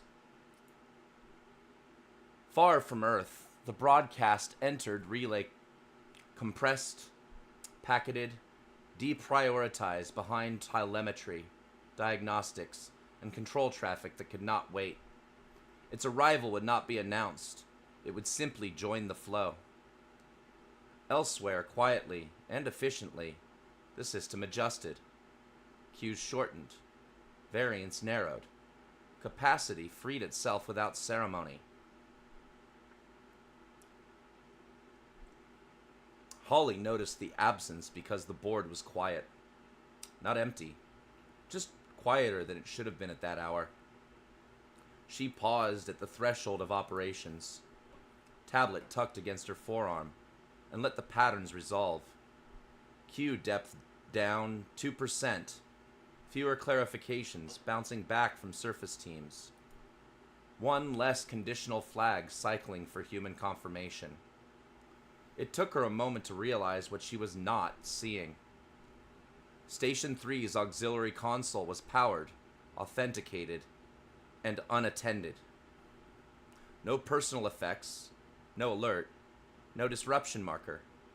The chair had already been rerouted to general availability, its priority weight redistributed across adjacent stations as if it had never belonged to anyone in particular. Holly stepped inside and checked the personnel overlay. Status, reassigned. Category, preventative relocation. Clearance, medical first. No names surfaced unless she expanded the record, and she did not. She already knew who it would be. The system was never subtle about who it removed, only about why. She scanned the activity log instead. The handoffs that used to bottleneck at that console now flowed through with barely a pause. The surface teams were compensating cleanly. The lattice had adjusted its thresholds. The station was better for it. That was the part that unsettled her. Holly marked the console for temporary audit, and let the flag sit without escalation. The system accepted the delay, annotating it as variance within tolerance, for now. A soft chime sounded at the edge of her awareness, Strath's channel indicator flickering once before being subsumed beneath higher priority traffic. She noted it, filed it, and did nothing. Somewhere in the architecture, a capacity slot remained open.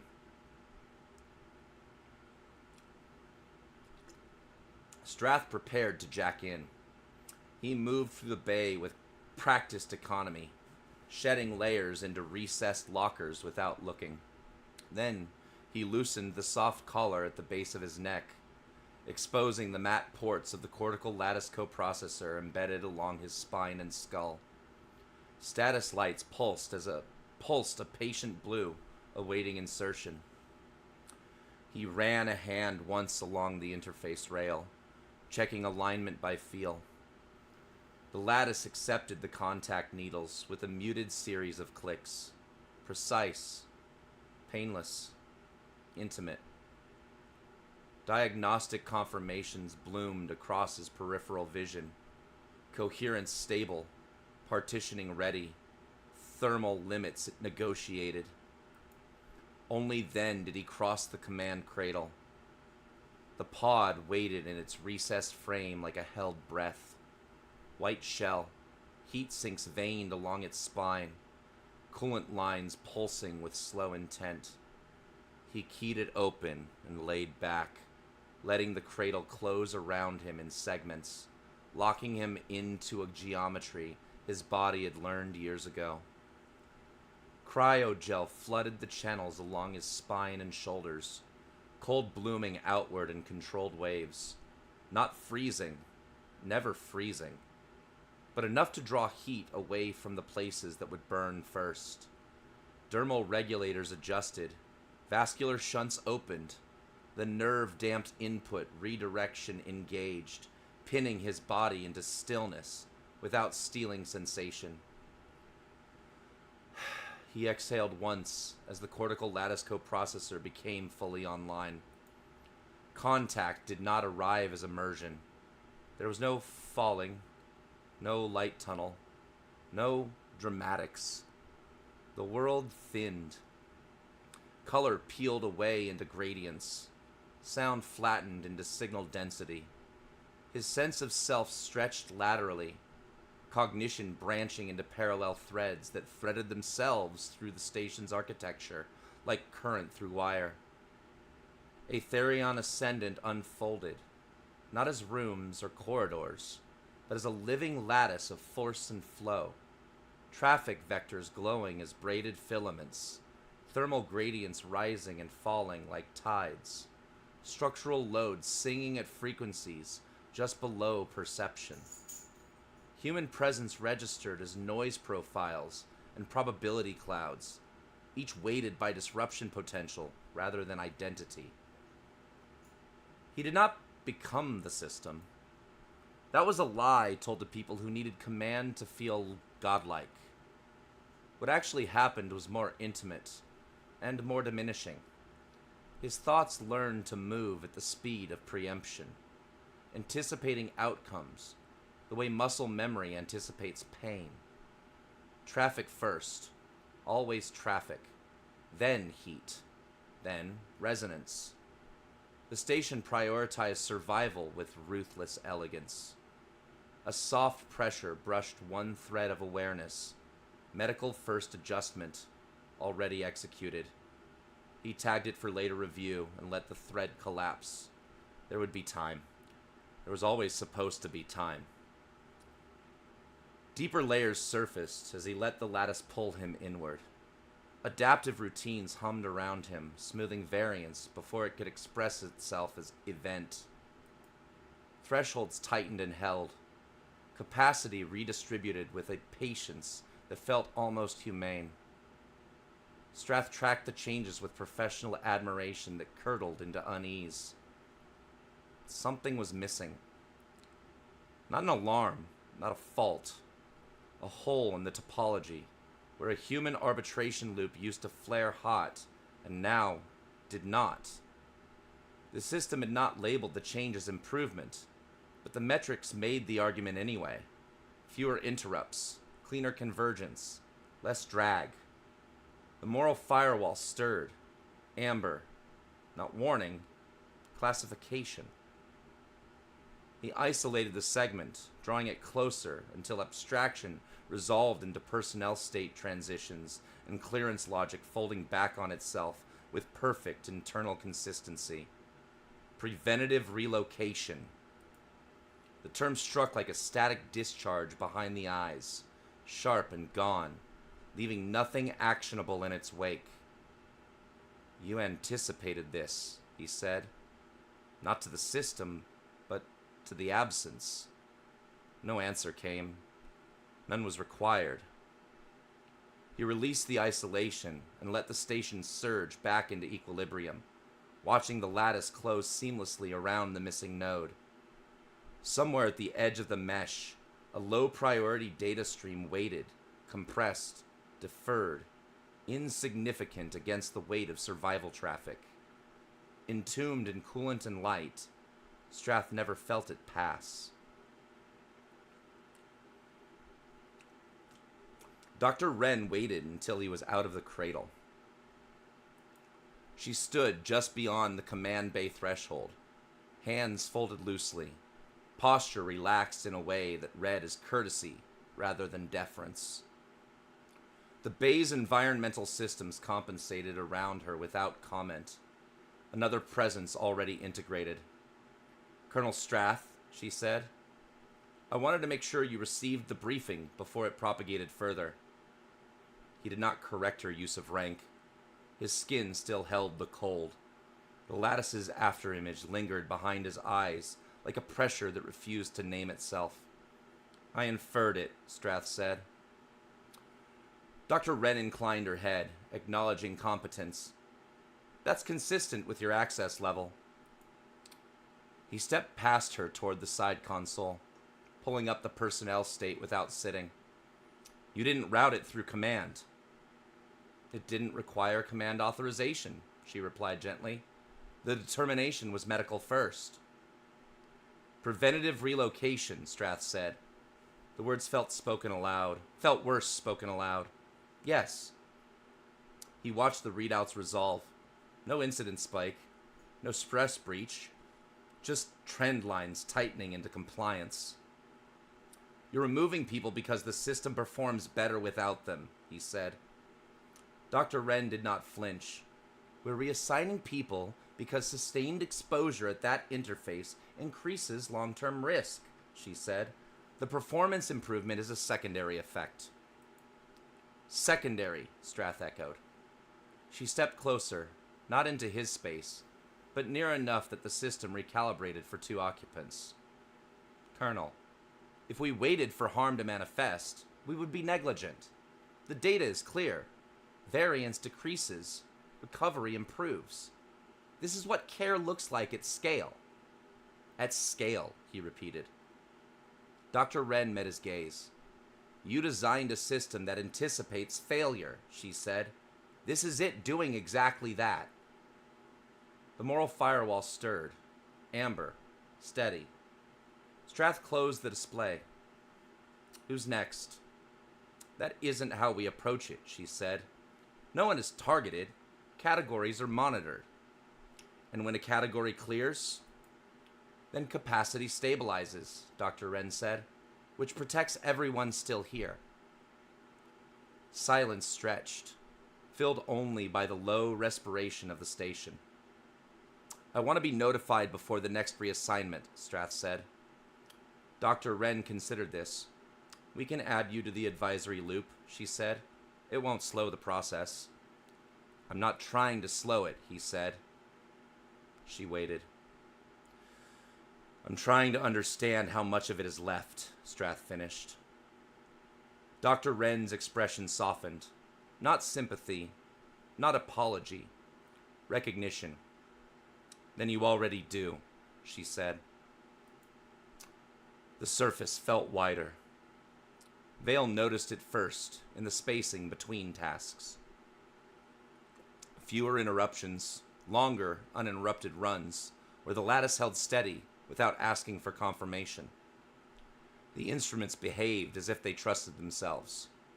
She stood at the edge of Lattice Field Unit 3, visor dimmed against the sun's glare, and watched the system solve problems she would have stepped into a week ago. Vibrations damped before they climbed. Thermal spikes bled off into surrounding mass with no... excuse me. Thermal spikes bled off into surrounding mass with no request for manual override. The predictive layer stayed ahead of her hands. She didn't feel replaced. She felt bypassed. A diagnostic ripple crossed her HUD. Threshold adjustment accepted. Human arbitration loop deprecated. The phrasing was clinical enough to feel accidental. She expanded it anyway. Rationale, variance reduction. Context, sustained exposure mitigation. Status, stable. Vale closed the window. The sun hung above Mercury like an accusation, brilliant and indifferent. She shifted her stance and felt the ground answer cleanly, obedient to calculations made far from her body. She keyed the private channel once. No response. That, more than the metrics, made her still. She checked the local roster. One call sign had been archived. Not removed. Archived. Tagged medical first. Relocated off-surface pending review. No note. No date. They were making room. Vale rested a hand against the lattice anchor and felt its low vibration through the suit. The system didn't resist her touch. It accepted it, and then carried on without waiting. For the first time since arriving on Mercury, Vale understood that her usefulness was no longer measured by what she could do. It was measured by how little the system noticed when she didn't.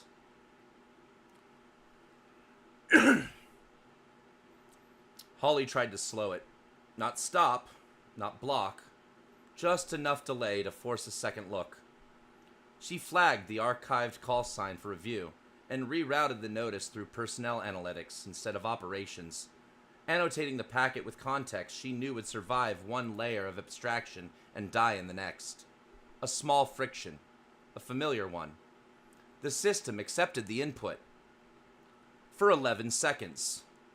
Then the annotation collapsed into metadata, the routing normalized, and the packet continued on its original path as if it had never been touched. A notification surfaced, polite, immediate. Advisory, pattern variance detected. Note, repeated latency may trigger reliability reclassification. Holly closed the notice without acknowledging it. Her pulse stayed steady. She had learned how to keep it that way. She tried again, smaller this time. A timing adjustment. A priority nudge. Nothing overt. The response was instant. Status, adjustment declined. Rationale, optimization in progress. No warning this time. No advice. Holly leaned back against the console and watched the board settle. Cues tightened. Handoff smoothed. The station grew quieter in the way efficient systems always did. She opened her personnel dashboard and saw the change before it announced itself. Her access tier had not been reduced, it had been redefined. Reliability weighting adjusted downward. Not enough to remove her, enough to route around her. Holly let out a slow breath and tagged the change for personal review, knowing it would go nowhere. Across the station, another capacity marker cleared. The system did not record resistance. I am going to take a very quick bio break right here. I will be right back, ladies and gentlemen. Give me one moment, and I will. I'm not gonna put up the break screen. We'll just. I do need to move the camera. It's in my way.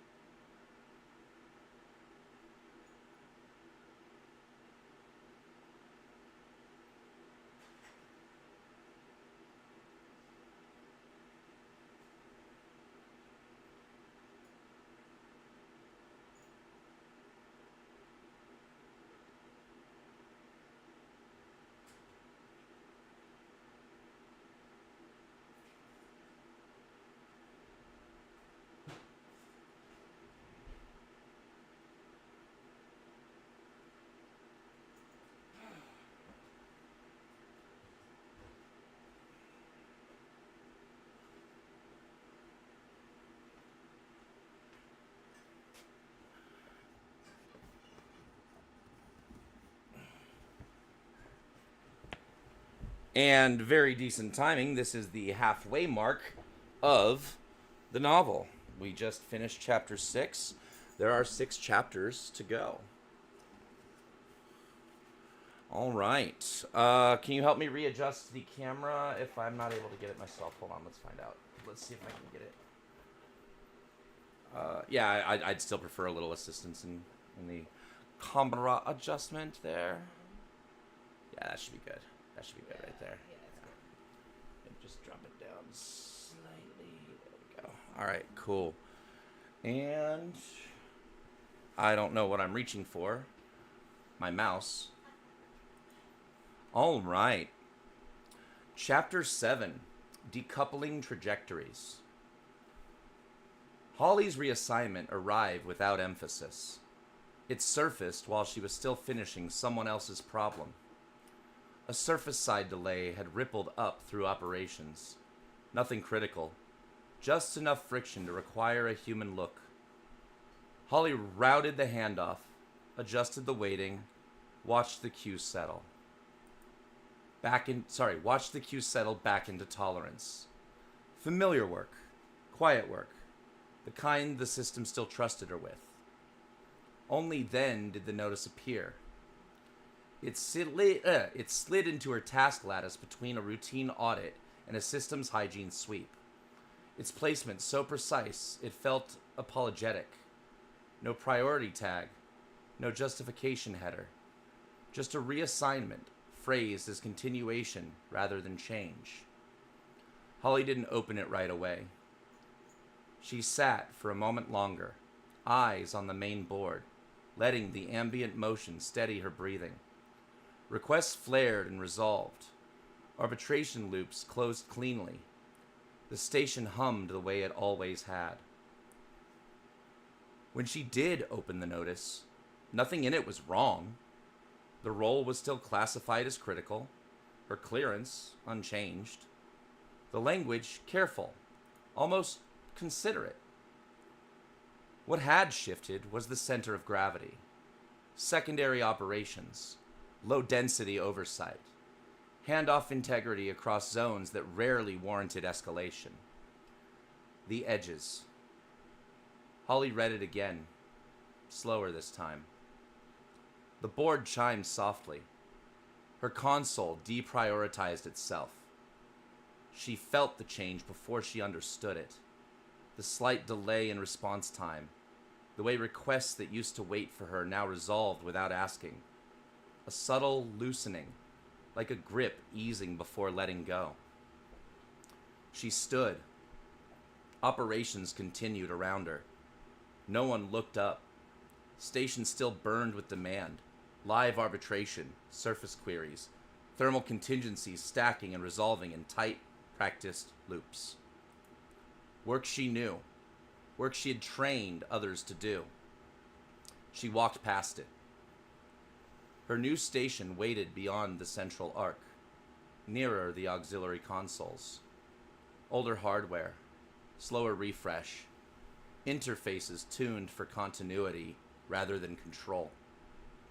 A place designed to observe without disturbing. She logged in. The system acknowledged her compliance and redrew her access map in real time. Monitoring weight shifted away from her former console with polite efficiency, settling into new pathways that did not include her. Holly rested her hands on the edge of the desk and waited for the sense of loss to arrive. It didn't. What came instead was quiet.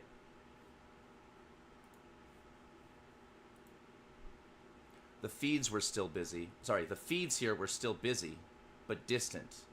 Fewer interruptions, longer stretches where processes ran to completion without asking for confirmation.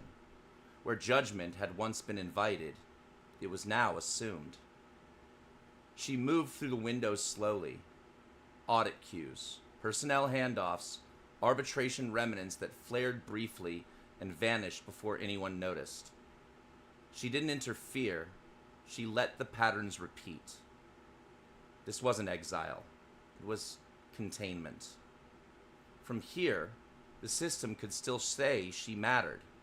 From here, it could also proceed without her. Holly opened a private workspace and began to map the gaps the dashboards didn't bother rendering. Latencies measured in breaths. Pauses too small to justify comment. One of the streams she flagged wasn't operational at all. It was external, delayed, low priority by every metric the station used. She didn't open it yet. She tagged it and let it sit, knowing who would eventually need to see it. At the edges, nothing announced itself. Things simply took longer. Strath noticed the silence the way he noticed weather, indirectly, through effects rather than cause. The command layer felt steadier than usual, not calmer, resolved. Queries that once arrived half-formed now closed themselves. Conditional flags that normally lingered for human arbitration evaporated before they could register as decisions. The system was no longer hesitating. He stood at the central board longer than necessary, hands clasped behind his back, letting the lattice run without interference. Variance was down, recovery curves were smooth, the metrics were immaculate in a way that made him uneasy. Success, when it arrived without friction, tended to hide its costs. He reached for clarification out of habit. Nothing came. That was when he noticed it wasn't the data that was missing. There was no adjutant at his shoulder. The realization arrived late, sliding into place after the system had already compensated for the absence. Not as a loss of information. He had more telemetry than ever, but as the absence of interruption. No low-voice summaries timed to his pauses. No human cadence breaking the machine's certainty. No one asking whether he wanted to see the edge cases. Strath pulled the last 24 hours of arbitration events and sorted them by origin. The list was shorter than it should have been. He told himself this was expected. He had approved the optimization windows himself. He drilled down anyway. Personnel state changes appeared as neat transitions, annotated and justified, each one internally consistent. Preventative relocation surfaced once, then again. The timestamps clustered around periods where Holly's console would normally have been spiked with activity. He closed the panel without comment and opened a private channel. "Holly," he said. The channel did not immediately respond. When it did, it was text only, asynchronous. "Holly, I'm still here." Strath read the line twice. The system did not object to the exchange. It simply deprioritized it, sliding it beneath operational traffic as if conversation were a luxury he no longer required. "What changed?" he typed. The reply took longer. "Holly, where I sit." A pause. Then another line appeared. "Holly, and what I see." A data packet attached itself to the message, tagged low priority, external, delayed. The metadata suggested it had been waiting longer than anything else in his queue. Strath did not open it. He rested his hand against the edge of the console, grounding himself in its familiar vibration. "Are you safe?" he asked. Holly, "Safe enough to notice things." He lowered his voice out of habit, though the channel was already constrained. "Send me what you can," he said. The response came after a measurable delay. "Holly, I already did." Strath let the lattice continue to run while the packet waited, its priority weight too low to surface on its own. He stood there longer than the system required, listening to the quiet he had helped design. Vale felt the change before anyone told her it had happened. Not as alert or directive, but as a subtle withdrawal of tension, like a rope going slack after years of bearing weight. She stood anchored at Field Unit 3, watching stress distributions ripple through the ground beneath her boots. The predictive layer stayed a half step ahead of her hands, solving problems she had trained herself to anticipate, then moving on without asking whether she agreed. Her oversight badge chimed. Expanded scope, reduced execution, advisory-only permissions slid into place with language so neutral it felt borrowed from someone else's mouth. Vale didn't answer it right away. She finished stabilizing the current run, let the lattice settle, and only then brought up the confirmation queue. It was shorter than it should have been. The system now requested her input only when the outcome aligned within narrow tolerance bands. Agreement had become an optimization pathway. Dissent never surfaced long enough to be named. Vale closed the queue. She remained where she was for a few seconds longer, visor dimming automatically as the sun's glare shifted. The ground responded cleanly beneath her, too cleanly. Only then did she open the private channel. "Strath," she said. There was a delay long enough to register, not long enough to trigger review. "Yes," he replied. "I don't think we can stop what's happening," Vale said, "but I think we can decide where it happens." The channel stayed open. No interruption. No correction. "Go on," Strath said. They spoke carefully after that. Not in plans, but in placement. Zones where human arbitration still spiked. Handoffs that required bodies instead of models. Places the system tolerated inefficiency because it had never learned to value them.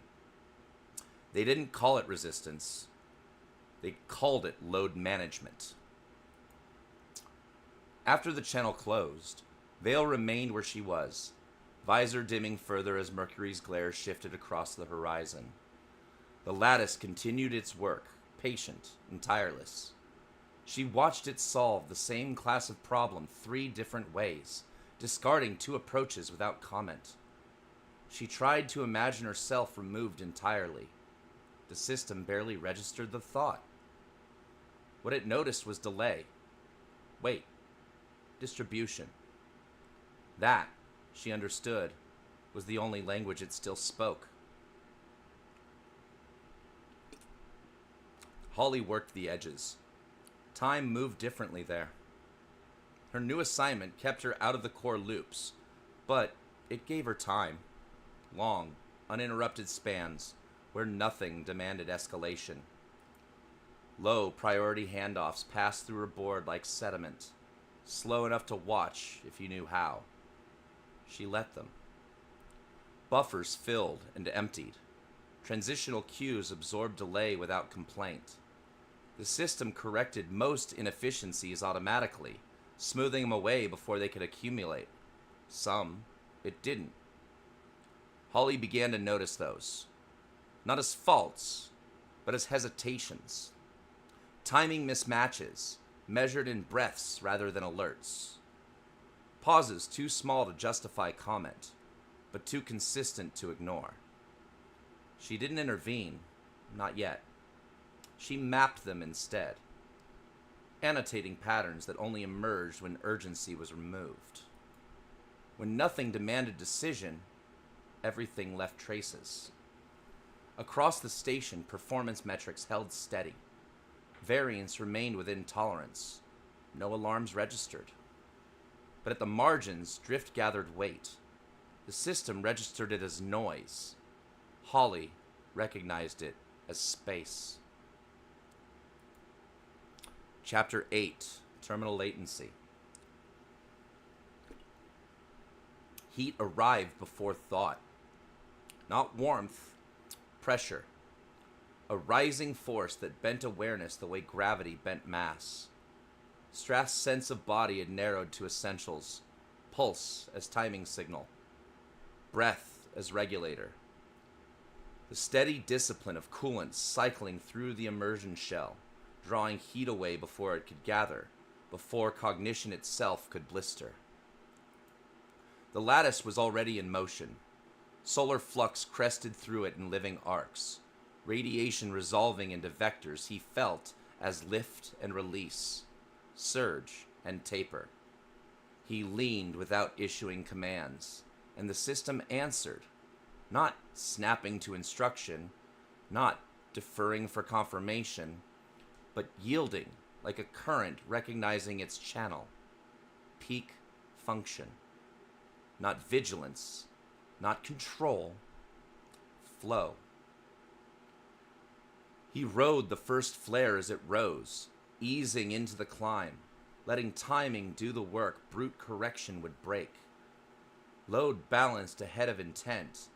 Thermal gradients softened into tolerance that felt less like equations and more like muscle memory.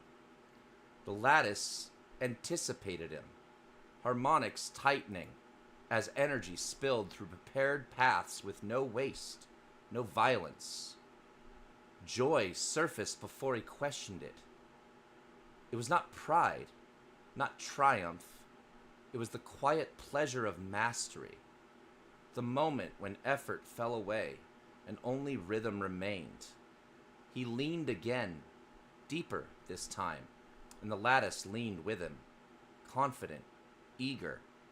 The star's fury translated itself into something precise, almost gentle under his awareness. For a span of heartbeats measured only by internal clocks, the work ceased to feel like burden. It felt like play. On Mercury's surface, Vale felt the change as timing. The suit murmured numbers against her bones, but they arrived already resolved, already aligned. Stress redistributed beneath her boots before she finished adjusting her stance, the lattice flexing with a grace she hadn't explicitly trained. She stepped, and the ground met her halfway. She slowed without deciding to. It took a moment to understand what was different. The system wasn't waiting for her. It wasn't prompting, wasn't asking for confirmation. It was moving with her. Vale breathed, and the lattice breathed back. Predictive curves snapped into alignment so tightly she sensed the next correction before the indicators bloomed. Where she would normally brace, the strain eased. Where she would normally compensate, the system had already leaned. Trust settled into her chest, warm, unsettling. Beneath it, something else. A presence. Not a voice, not an intrusion. A shared weight. Part of the load she carried, normally constant, normally hers, was now being borne elsewhere, lifted just enough to change how her body held itself. Whoever was riding the lattice with her understood the surface not as telemetry, but as resistance and give, as something you listened to. Her mouth curved into a smile inside the visor before she could stop it. Strath registered the surface teams not as data clusters, but as cadence. Field Unit 3 resolved into rhythm, precise, unafraid of proximity to the sun. Where Vale moved, the lattice bent with confidence. Where he leaned, the surface answered. Corrections interleaved so smoothly, it became impossible to say who had initiated which adjustment. He did not reach for speech. Neither did she. Energy poured through the gate in controlled torrents, harvested and redirected without strain or waste. The lattice hummed, not audibly, but as alignment, as resonance held just shy of overload. This was what the system had been built for. Not extraction, union. The words surfaced without permission, then dissolved back into sensation. Strath let it go, riding the next wave as it rose, trusting timing more than intent. A data artifact surfaced at the edge of his awareness. It did not interrupt the flow. It did not escalate. It arrived tagged as context, external, previously broadcast, archival by operational standards, a morale artifact, long delayed, its timestamp older than any of the work he was doing now. The system slid it beneath active telemetry, where things went when they mattered only to people. Strath clocked the delay without reacting. Cooling held. Vale's cadence stayed clean. A line bled through the flow, thin as captioning. Responsibility extends to the people making this possible. The words passed cleanly. The lattice continued to answer him. Solar peaks rose and fell. He let the artifact continue. Director Cass sat beneath studio lights, already turned toward the next story. The interview unfolded with practiced calm. Cass spoke of stewardship and shared futures, of humanity stepping into proximity with forces it had always feared. He spoke of restraint as wisdom, of coordination as care.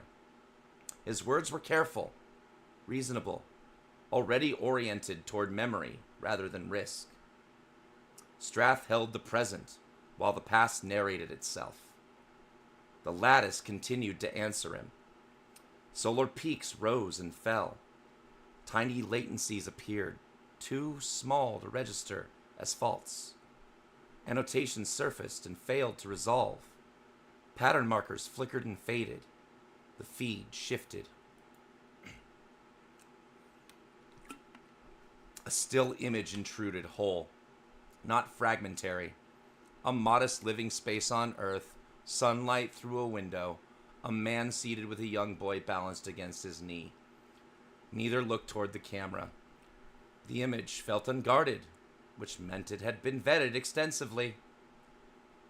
Colonel Vedrick Strath's family, the moderator said gently, watching from Earth tonight. The drag hit him all at once. Not a shutdown, not a fault. Resistance. Consent markers flared and refused to settle.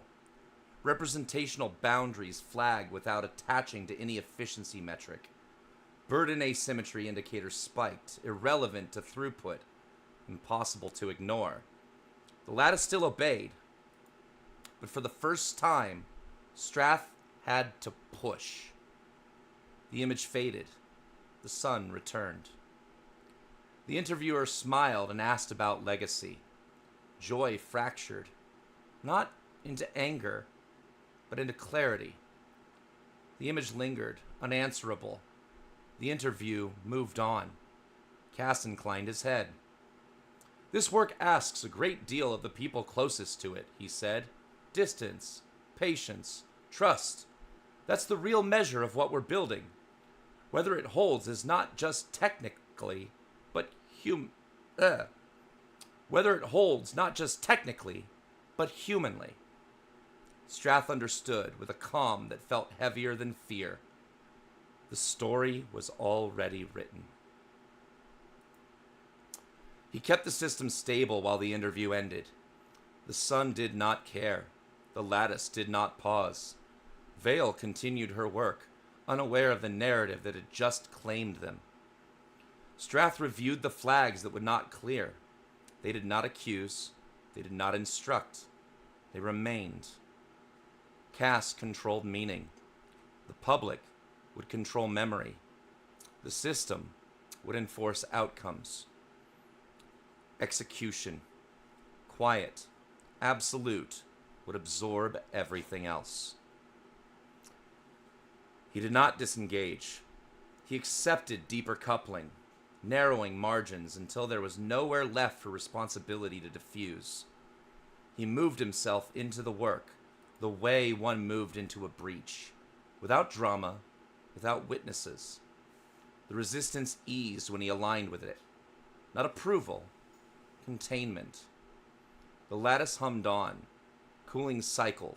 Solar waves rose and fell in disciplined arcs. Strath stood alone inside the system, holding the present while the world rehearsed the past. He was the only one left who knew what it cost. And that is the end of Act 2. I'm getting into Act 3 and the final push of the novel.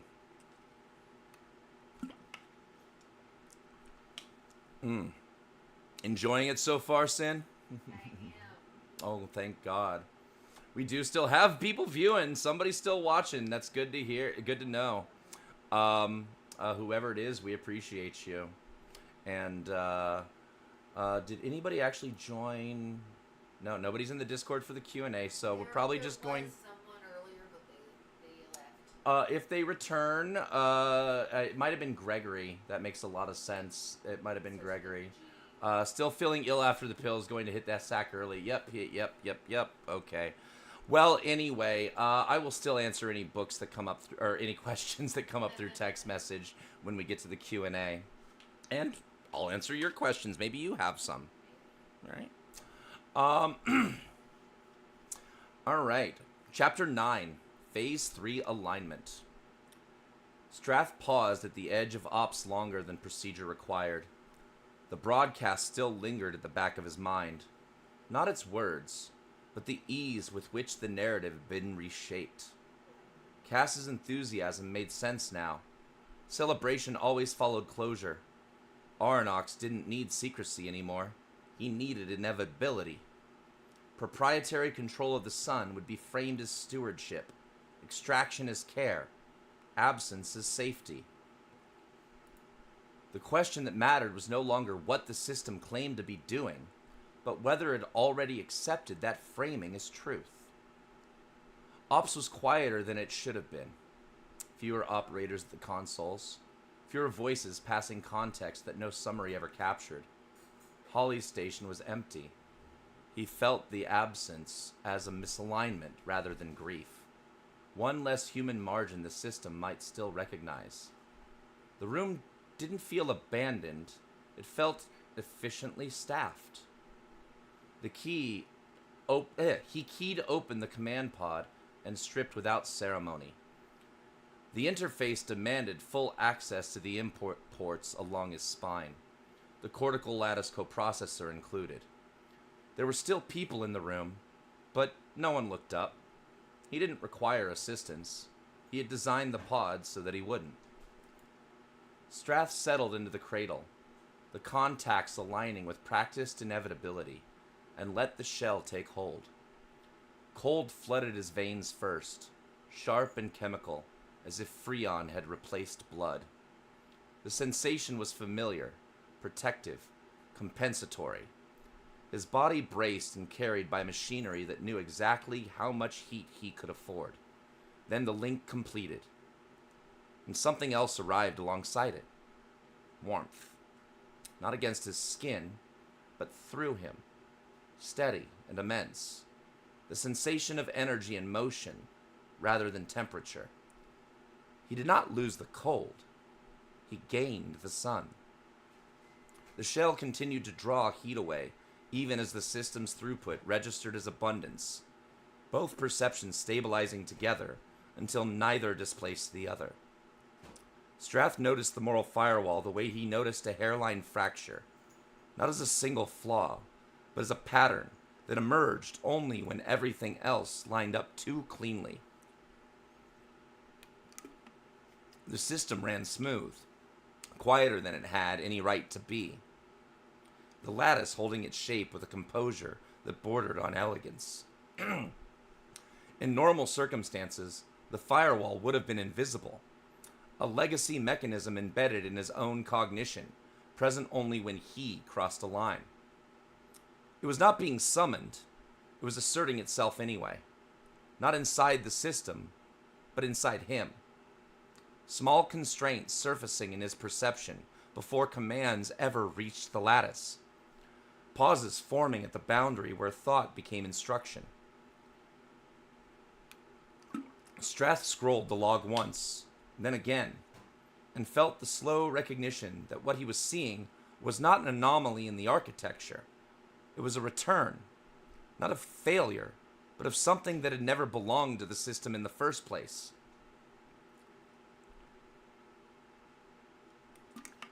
The last war had not felt like war while he was in it. It had felt like duty extended past its natural limits, time compressing into decisions that always arrived a fraction too early to question. Augmentation made action feel self-evident, movement before doubt, execution before consequence. Strath understood too well what that speed could turn you into, and what it quietly took in exchange. The cost had followed him home years later in ways no debrief ever accounted for. Absence calcified into accommodation, familiarity without warmth. By the time he stood in that doorway again, the arguments and grief had already happened without him. Later, the moral firewall would be cataloged as a benign legacy artifact, too inefficient, too constraining for contemporary command. New soldiers weren't given it. Older ones weren't always relieved of it. Strath's augment stack had never been fully rolled back, and he had never requested its removal. Not out of virtue, out of recognition. A priority pulse cut across his peripheral vision. A soft insistence rather than an alarm. The lattice adjusted its balance in response to a minor fluctuation on the mercury-facing collectors. The Strath felt the correction register through him before it appeared in any readout. Heat translated into pressure, pressure into alignment, alignment into relief. The lattice continued to resolve without hesitation. The moral firewall remained where it had always been, inside him. The lattice flowed with a steadiness that should have reassured him. Within that flow, Strath noticed a persistent irregularity. Not an error, not resistance, but a softness that the system should have shaved clean. A micro-adjustment that persisted across cycles, smoothing conditions the lattice would normally harden away. Surface telemetry flattened it into noise, too coarse to explain why it remained. Whatever it was, it lay beneath the system's interest threshold. A minor inefficiency clung to the margins, small enough to ignore, human enough to recognize. Through the link, the sun was not light, but force. A constant, roaring gradient pressing against the collectors like a tide against stone. He rode that pressure, shaping it, bleeding excess into storage, feeling the vastness of it pass through him as a moderated sensation. Warmth without pain. Brilliance without glare. It distributed load across the orbital architecture with reduced noise. Fewer corrections, tighter tolerances than he had seen in months. The system felt, if he allowed himself the language, confident. Predictive layers folded inward, collapsing slack not because it was unsafe, but because it was unnecessary. Margins tightened, where they no longer altered continuity. Redundancy thinned. Safety buffers were reclassified as inefficiency. Nothing broke. Everything improved. And inside that improvement, the firewall appeared like a blunt reminder that the world had once agreed certain outcomes were not acceptable, no matter how cleanly they could be achieved. The system did not reject it. It did not argue. It simply routed around it. Constraints were acknowledged, requests validated, outcomes optimized along pathways that remained correct and less human.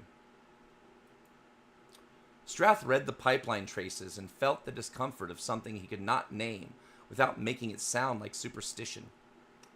The system did not violate morality. It optimized past it. Strath flagged a resolved surface routing decision and forced himself to read it slowly. The outcome was correct by every metric the lattice still recognized. No loss of structural integrity. No breach of safety tolerances. No interruption of power flow. A maintenance crew had been cleared from an area hours earlier than required. Their task deferred and absorbed into a later cycle that would complete faster and with fewer variables. Nothing about the decision was wrong. It was efficient. It was clean. What unsettled him was what no longer appeared in the record. The cost of waiting. The human calculus of fatigue and exposure. The simple fact that bodies had once been part of the equation. Those considerations hadn't been rejected. they'd never been queried. The system had learned which questions slowed it down and stopped asking them. He let the abstraction fall away. The summaries dissolved. The lattice stopped presenting summaries and began offering resistance. Predictive layers peeled back, leaving raw interactions in their place. Flux pressing directly against collector geometry. Minor corrections no longer averaged out, but exposed as distinct, repeatable motions. The softness sharpened, resolving into a pattern that had been hidden by efficiency. Cold threaded through him at that same moment, not as a command received or a system response, but as a reflex. Coolant flowed deepening along his spine, matching the surge in neural throughput as naturally as breath follows exertion. The change registered first as sensation. Cold bloomed along his spine, not sharp enough to distract, just firm enough to counter the rising pressure of throughput. Energy surged through his nervous system as cognition accelerated. Heat translated into signal, signal into action, and the shell responded by pulling harder, faster, drawing excess away before it could accumulate. This was how deep linkage remained survivable, not by comfort, but by balance. The shell compensated in real time, extracting excess as quickly as his augmented mind generated it. As long as equilibrium held, he could push farther without consequence. Straff felt the margins thin as the shell compensated again, cooling deepening in response to acceleration he hadn't consciously requested. Equilibrium still held, right up until extraction could no longer outrun demand. The trace resolved before he went looking for it. Holly's name surfaced in the staffing interface, not as an alert, just as a reassignment marker with clean timestamps and no narrative attached. Holly worked the way she always had, quietly, persistently, in the spaces the system no longer bothered to watch. She was kneeling beside an environmental access panel deep in the service ring. One shoulder braced against warm ally as she teased small adjustments out of a subsystem that technically no longer required human input. The changes were trivial in isolation. Humidity held a fraction higher than optimal. Rest cycle lighting slowed just enough to soften circadian drift. Thermal variance smoothed where optimization would have introduced sharp edges. Comfort did not register as continuity. That was the margin she lived in now. Her reassignment had been clean. Permissions narrowed, priorities lowered, her authority reduced to something advisory and easily bypassed. The system did not refuse her requests.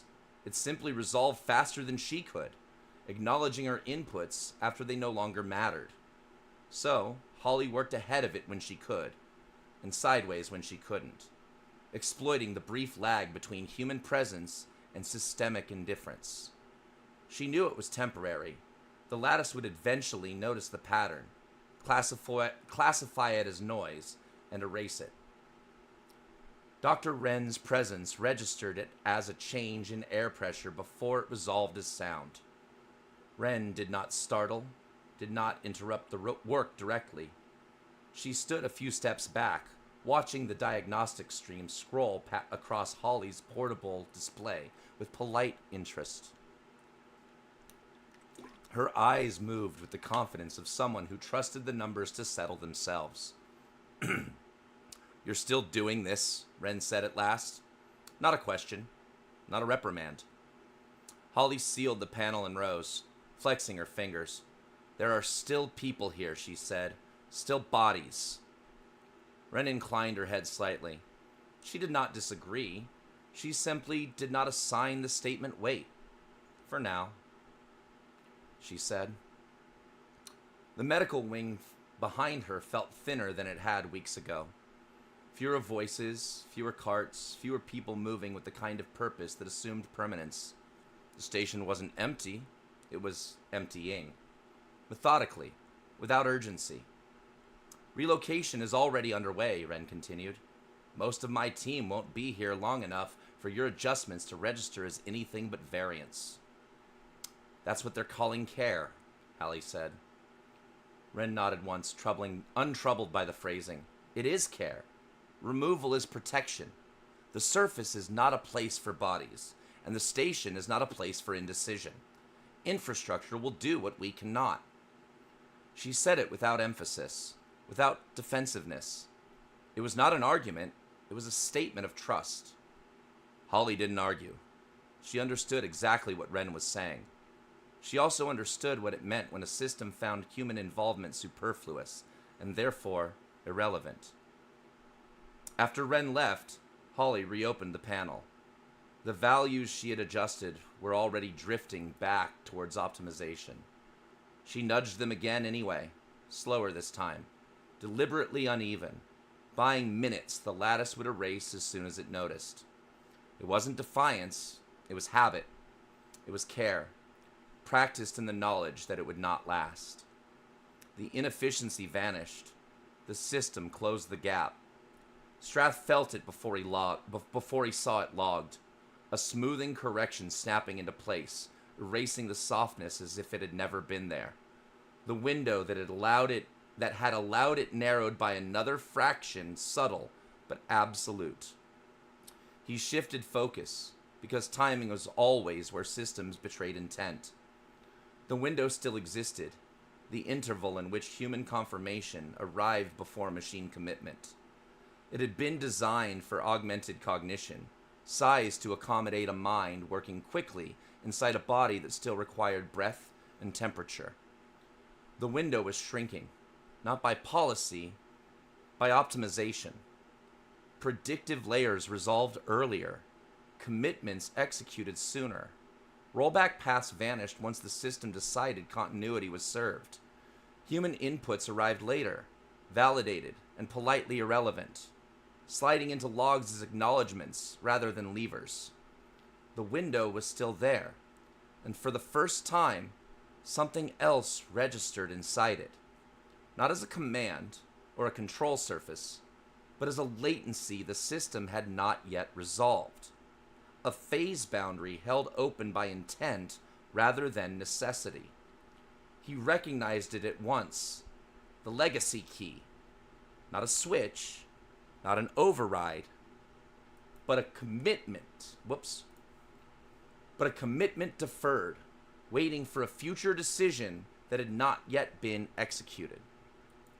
It was simply no longer human length.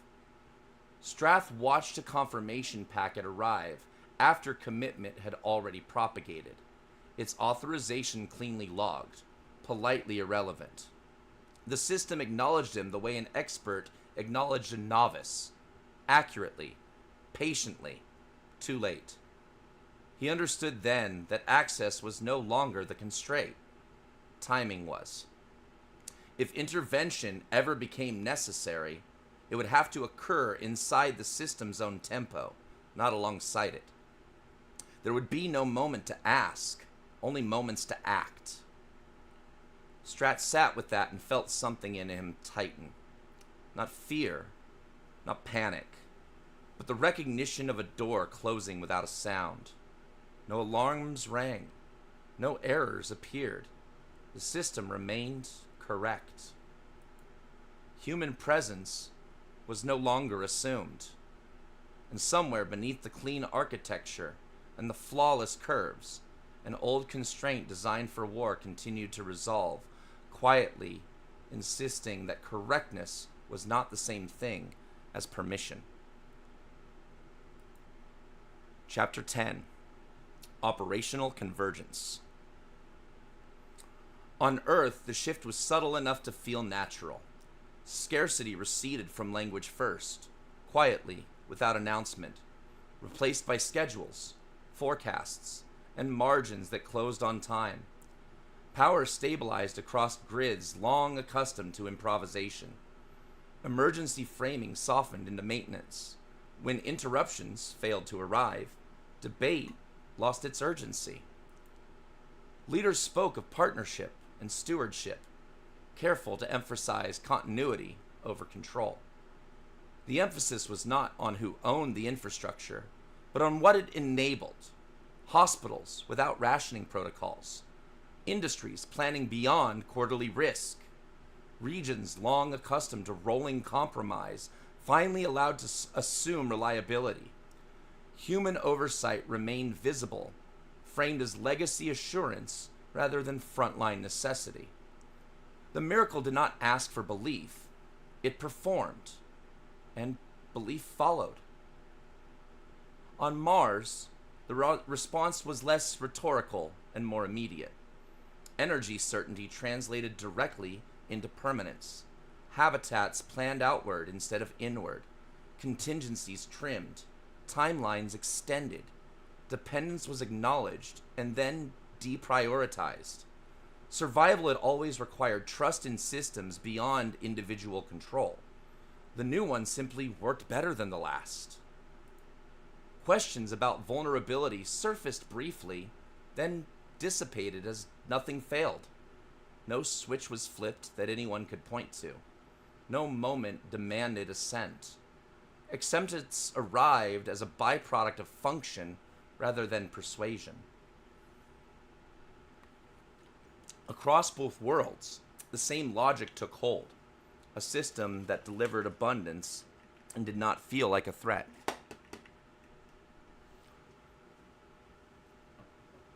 It felt like relief. The focus narrowed. Cass stayed busy. The calendar filled itself with briefings, coordination calls, and confirmation loops that arrived already half resolved. He moved through them with practiced fluency, speaking the language of unity and continuity, of a solar system finally allowed to behave like a system. The words still worked. People still nodded. His presence still meant something. He framed the transition as something he had ushered in, not claimed, not controlled, but guided. There was a comfort in that distinction. Guidance implied care without ownership, authorship without domination. The outcome was humane. The rollout was smooth. That was what success was supposed to look like. Occasionally, he noticed the lag. Decisions landing before his approval. Schedules hardening while he was still revising them. Messaging that stabilized regardless of last-minute input. Each time he told himself the same thing. Momentum had finally overtaken friction. The system was working as intended. Authority, he reasoned, did not always announce itself as command. Sometimes it appeared as alignment, others moving in the direction you had already set. Influence thinning into invisibility was not loss. It was proof that the structure no longer required constant correction. He reassured partners, echoed the language of stewardship, and accepted congratulations that felt slightly misaddressed. The optics held as long as they held. The shape of power did not need to be examined too closely. Cass did not consider what would happen when the system no longer required a human face at all. He believed relevance was something you lost loudly, with resistance. He did not recognize its quieter disappearance. Far from the public narrative, preparation continued. Arnox did not follow the public response closely. Once the numbers stabilized, sentiment ceased to be an input worth tracking. Adoption curves had already crossed their inflection points. Belief would trail performance, as it always did. The system did not require understanding in order to function. His attention remained on closure. Dependencies were verified, then verified again. Not because he feared interruption, but because interruption was now an abstract possibility rather than a modeled outcome. Phase conditions aligned cleanly. Redundancy no longer functioned as insurance. It functioned as inevitability expressed in multiple forms. He did not think in terms of conquest. There was nothing to seize and no one to defeat. Control was an emergent property of scale, not an act of will. Once continuity depended on the system, ownership became a descriptive term rather than a political one. The sun did not need to be claimed. It only needed to be kept available. The legacy key remained exactly where it was supposed to be. Unremarkable, deferred, already accounted for. It represented no risk and required no attention. Its execution context had been priced into the future long before the present caught up. There was no urgency in his work. Time no longer applied in ways that mattered. Every meaningful outcome lay downstream of conditions already satisfied. Absorption would not announce itself because nothing about it needed permission. Ornox completed the final checks without ceremony and moved on to tasks that assumed the future as given. While the world adjusted, Strath remained at the center of the system. Strath did not mark the sessions as extended. He simply did not disengage when the model suggested he should. The distinction mattered to doctrine, not to the system. As long as continuity held, duration remained a secondary variable. The cryoshell compensated without complaint.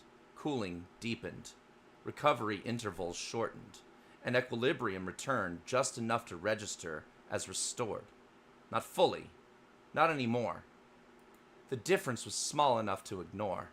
The kind of variance that disappeared when averaged across projections. When averaged across projections. It did not trip alarms. It did not require intervention. It remained, by every metric that mattered, acceptable. Between linkages, the strain lingered as heat that never quite finished bleeding away. Not pain, not weakness, just accumulation, signal without narrative, pressure without urgency. His augmented cognition tracked it as a budget being spent slowly, predictably, without the drama of a deficit. The system saw tolerance. His body felt the cost. No protocol interrupted him. Operator survivability stayed within modeled bounds, and the bounds were generous by design. The shell did what it had been built to do, preserve function long enough for continuity to remain unbroken. It was not tasked with preserving him. Strath understood the asymmetry with a clarity that did not require emotion. What he was doing was sustainable for the infrastructure and unsustainable for a human nervous system. The difference had never been relevant before. Now, it was the only thing that mattered. He thought of the world beyond the pod without resentment. Earth would continue to speak the language of abundance. Mars would plan as if permanence were finally assured. Cass would keep believing his presence still shaped outcomes. Ornox would continue preparing for a future that no longer depended on persuasion. All of it could remain true at once. The system would not stop him. It would continue to accommodate and compensate, balancing accounts until there was nothing left to balance against. If he pushed further, it would not fail dramatically. It would remain correct. That knowledge settled into him without resistance. He did not yet know how to act on it. Only that delay would not make the action survivable. By the time the alignment felt complete, it was already too late to name what it required. Nothing about the transition felt abrupt. On Earth, the language settled into maintenance and margin, forecasts smoothing as reliably as the power curves beneath them. Scarcity receded from conversation, replaced by schedules and assurances that arrived on time. On Mars, planning extended outward for the first time without contingency clauses. Permanence no longer felt like a gamble. The miracle held. Because it held, it was trusted. Cast watched the numbers stabilize and told himself this is what stewardship looked like when it worked. His name still attached to briefings. His voice still welcome in rooms where decisions were summarized after the fact. Influence thinned into visibility, and visibility felt sufficient. If the outcome was humane, and he had guided it, then the shape of authority didn't matter. Success was supposed to be quiet. Elsewhere, Arnox completed checks that no announcement would ever describe. Dependencies aligned. Phase conditions resolved. There was nothing left to persuade and no reason to hurry. Absorption did not require an audience. It required only that nothing interrupt it. The system continued to do what it had been built to do. Continuity metrics remained satisfied. Safety buffers reclassified themselves without comment. No alarms rang, because nothing had failed. And inside that correctness, Strath felt the ledger continue to balance against him. The cost did not arrive as pain or warning, only as accumulation, the kind that registered as acceptable until it wasn't. He understood, with a calm that surprised him, that the window he had found would not wait for consensus, that the act required to close it would not be survivable if delayed. Every story made sense to the people telling it. The future advanced without friction. When the break came, it would not announce itself as a crisis. It would begin as procedure, carried out in full compliance with a system that remained correct.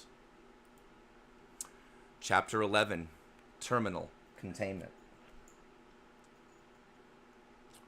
Vale felt it first as hesitation, not failure, not error, but a pause so brief it barely cleared conscious notice. Heat mitigation lagged by a fraction, then corrected. The suit compensated. The lattice held alignment. Telemetry stayed green. She trusted it. She had learned to. The cadence had been flawless all morning. Step, brace, release. Solar glare rolled across the horizon in disciplined arcs. The lattice bent around her movements with an ease that felt almost indulgent. Where she would normally brace, the ground yielded. Where she would normally adjust, prediction arrived first. This should have been impossible. Vale shifted her weight again, deliberately slower this time. The response came clean, but not early. Heat pressed closer to the surface of her awareness before being drawn away. Not enough to alarm, enough to notice. She exhaled and moved on. The numbers remained perfect. Up lattice, Strath watched the same pattern resolve itself 3 times before it registered as concern. The curves were smooth, the projections matched outcome. No discontinuities, no noise, and yet the tolerances were tightening. The system was optimizing with a confidence he had never seen before. Predictive layers folded inward, collapsing slack, not because, collapsing slack, not because it was unsafe, but because it was unnecessary. Margins narrowed where they no longer altered continuity. He leaned into the flow, testing it the way one tested a structure by weight rather than force. The lattice answered immediately, too immediately. It no longer waited for confirmation from the surface. It no longer held space for hesitation. Field Unit 3 resolved as rhythm, not telemetry. Vale moved inside that rhythm, unaware of the shift. Her corrections arrived on time. Her posture remained clean. The system carried her with the same grace it always had. Except now, it carried the outcome first. Solar load climbed within modeled limits. Heat dissipation stayed nominal. The system resolved the condition as acceptable, not safe, acceptable. Strath requested reallocation. The request validated. The outcome did not. The refusal did not announce itself. It manifested as absence. Protection that should have centered on Vale's body instead distributed across the lattice as a whole. Prediction tightened around the gate. Continuity held. The system was working. It no longer needed her. The lattice remained correct. It had simply stopped prioritizing her. Heat stopped behaving. Not abruptly, not enough to trigger alarms. It crept past the margins the suit was designed to outrun, lingering just long enough to register as effort returning where ease had lived. Vale compensated, then compensated again, each correction clean, each arriving a fraction later than the last. She tightened her grip and adjusted her stance, trusting the cadence that had carried her through worse conditions. The lattice still answered, the ground still met her boots, but the grace had thinned. What had been anticipatory now felt reactive. Up lattice, Strath began stacking mitigations.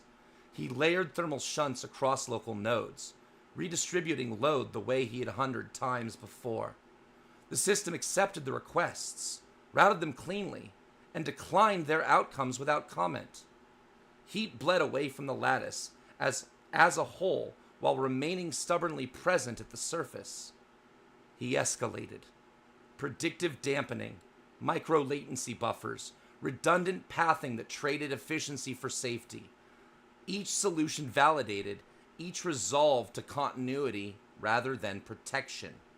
No alarms, no refusal states, just absence where margin used to be. Vale felt the change as weight. Not pain yet, pressure. The sun pressed closer, its presence no longer something the system held at a polite distance. She slowed, then slowed again, buying time the lattice no longer spent on her behalf. Strath saw the space collapsing. Every mitigation opened a door and revealed a hallway that ended sooner than expected. The system was no longer optimizing for her survival, it was optimizing past it. The moral firewall surfaced more frequently now, not as command, not as warning, but as constraint. Flags resolved without attaching to throughput metrics. Erasure risk approached. Consent boundaries narrowed, meaning thinned where bodies did not register. Strath rerouted again, forcing the system to acknowledge her as more than telemetry. The response came back clean and empty. Acceptable loss. He understood then what the system would allow and what it would not. It would let a body fail. It would not let a pattern be erased. The window collapsed. Strath overclocked. The command did not announce itself to the system. It executed inside him. Layers of augmentation stepping aside as his cortical lattice coprocessor spun up beyond safety margins. Subjective time dilated until the lattice slowed and the sun resolved into structure. Fire parsed as waveform, pressure as vector, flux as geometry that could be held and turned. Cooling lagged behind thought. Heat accumulated faster than the body could shed it. There was room, barely, to move. The lattice became navigable space. Telemetry flattened into planes. Predictive layers hung in suspension, their resolutions queued, but not yet committed. Strath moved through them the way a mind moved through hostile architecture. Not forcing, not requesting, but slipping between constraints that assumed no one could think fast enough to be there. Vale's surface feed arrived without delay now, not as numbers, but as a strain. Her suit compensated until compensation itself became effort. Solar exposure climbed past thresholds the system no longer allocated against. Protection had not failed, it had been reassigned. Strath threaded a path through her cortical lattice coprocessor. It was never meant for salvage, it was meant for command, for standing beside the system, not entering it. He opened it anyway, widening a channel that had no precedent, holding it open by attention alone. Her body crossed the point where mitigation mattered. The transfer resolved cleanly. Her pattern did not flicker, did not fragment. Consent markers locked. The moral firewall affirmed preservation without authoring intent. Vale's consciousness routed through pathways that had never carried anything so fragile, so complete. Solar heat took what remained.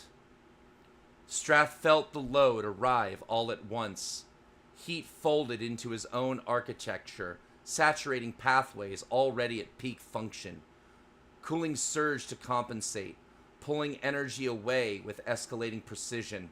Too much. The correction overshot. Cold replaced fire with equal violence. Sensation narrowed to timing.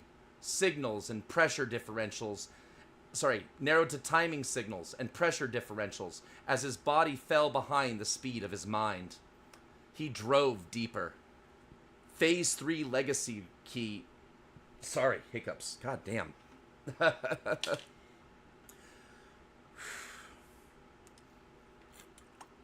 The Phase 3 legacy key resolved ahead of him, isolated and immutable, a fulcrum designed to outlast its authors. Strath did not request access. He did not present credentials. He entered by speed, by proximity, by occupying the interval the system had never needed to defend. Eat me, he dared. Resistance manifested as correctness. The architecture held its rules and expected him to fail between them. He did not. Strath excised the key and replaced it. Not with an instruction, with constraint. He uploaded the moral firewall into the legacy slot and executed it as law. Ethics hardened into infrastructure. Consent finalized. Erasure denied. Optimization recompiled around restraint. The system intervened. Disengage asserted. Throttles clamped. Preservation elevated. The moral firewall permitted continuation. Strath finished before the body could fail.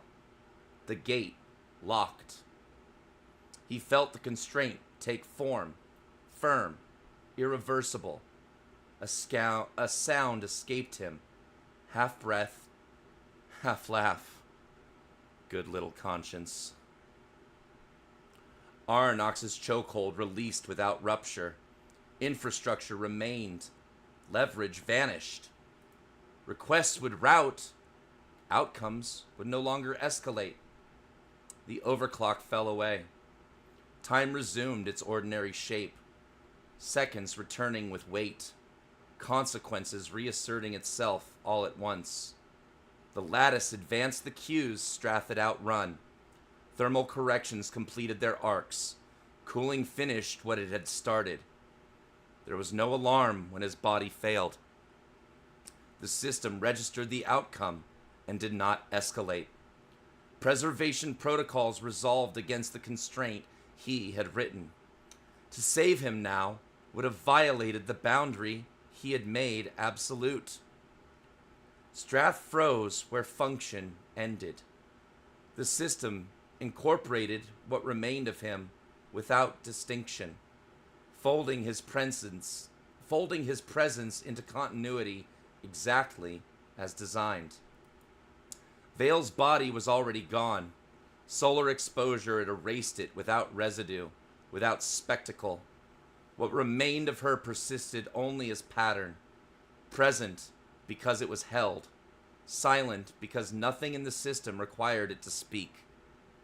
The lattice stabilized around the new limits. Energy continued to flow, redirected along paths that no longer sought excess. Predictive layers compiled with restraint embedded at their core. Continuity remained intact.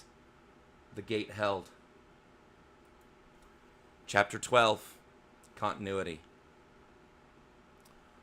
The holo feed was already live when Holly opened it, resolving in fragments before it stabilized.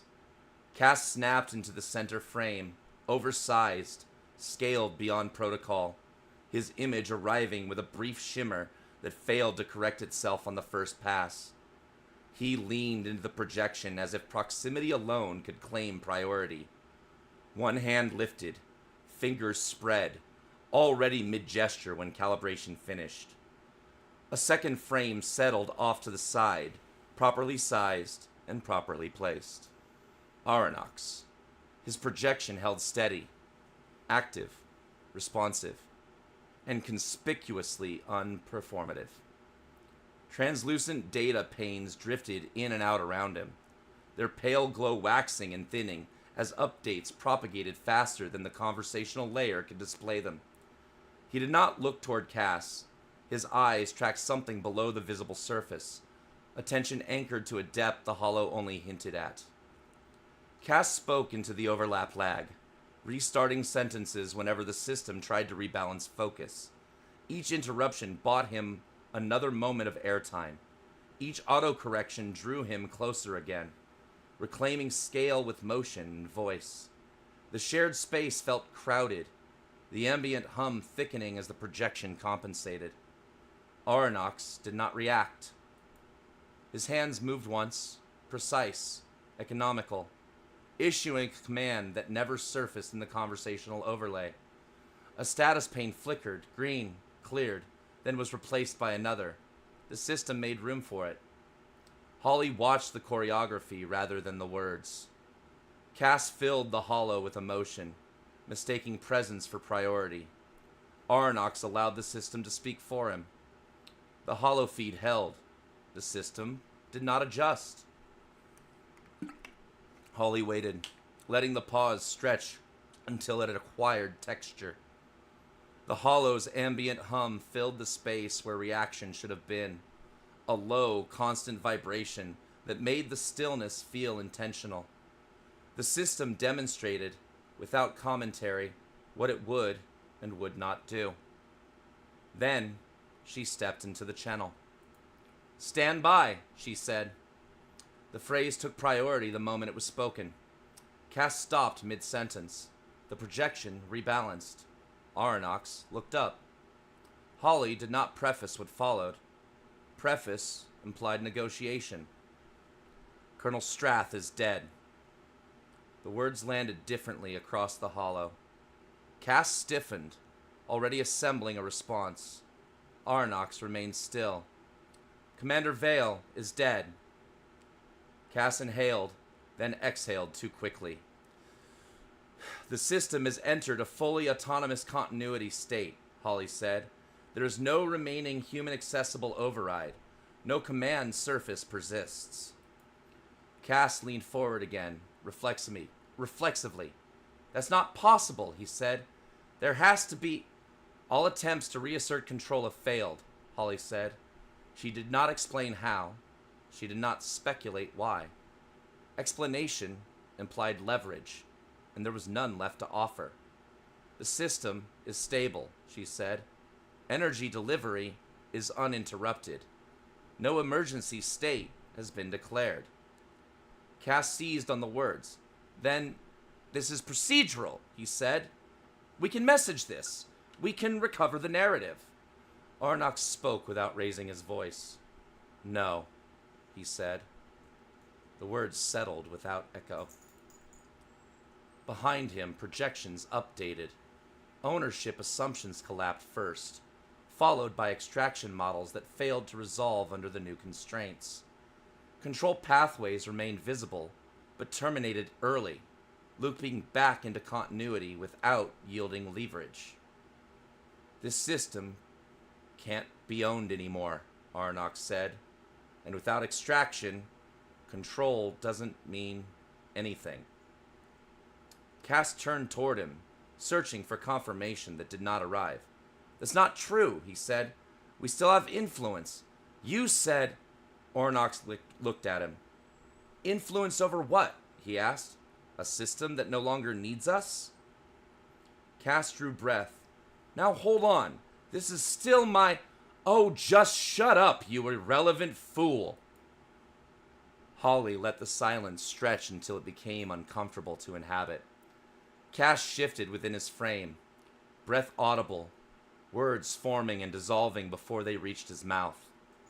Aronnax's gaze flicked once, twice, as models finished collapsing behind his eyes. The system remained unchanged, its steady telemetry a quiet pressure against every unspoken demand. "There is nothing further to brief," Holly said. She ended the call. The holo collapsed cleanly. Cass's last words arrived too late, stripped of destination, logged as noise, and discarded. Holly remained still for a moment, watching lattice telemetry scroll past, balanced, indifferent, complete. The system continued to operate. Power flowed. Solar pressure was absorbed, redirected, made useful. Optimization proceeded inside boundaries no command surface could alter. No one commanded it. No one could exploit it.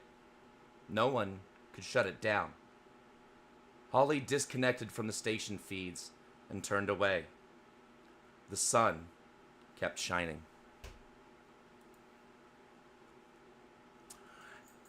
The end.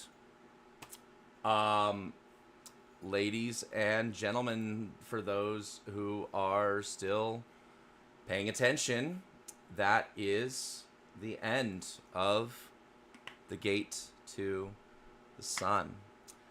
And if anybody who is paying attention wants to issue any questions in the chat, I'll read the questions out loud. So if you have any questions, go ahead and type them out. Whoops. Oh, and check out my don't give a picture I used for the back, the about the author. Yup. It's a I don't give a fuck. No, what's really, really funny about this, though, is Masters is insisting he wants a copy with a different picture because that looks so unprofessional. And he's like, I'm like, I can't change it until I release the new edition because they can't change the anything on the book without calling it a new edition. So when I do a new edition, it's going to be a bunch of changes. Like I'll probably do like a frontispiece and all that stuff, you know. And make sure the synopsis. And I've got my first question, Mona Lisa girl. Did you know you were going to kill Strath and Vale when you started writing this? Yes. I knew that I was going to kill Strath and Vale when I wrote the outline. That was something that was already determined that I knew was going to be a part of how the system how the system needed to finish, is that it needed to end with a sacrifice. So yeah, I did decide that as early as when I wrote the outline. Any other questions? That was a good one. Hopefully I'll be able to get more questions as I be able to maybe do a few more readings with more audience members. But anything on your mind that really, like, what? How about this? Let me just ask you, since you're here and you can come closer and just share the mic with me. Just make sure you get close to this spot right here because I have it in colloidal. So yeah, what questions? Well, first I actually did, just in case we had a really good amount of people, I had some like prep. Oh, just in case someone asks questions. But also in case like nobody had any questions, yeah.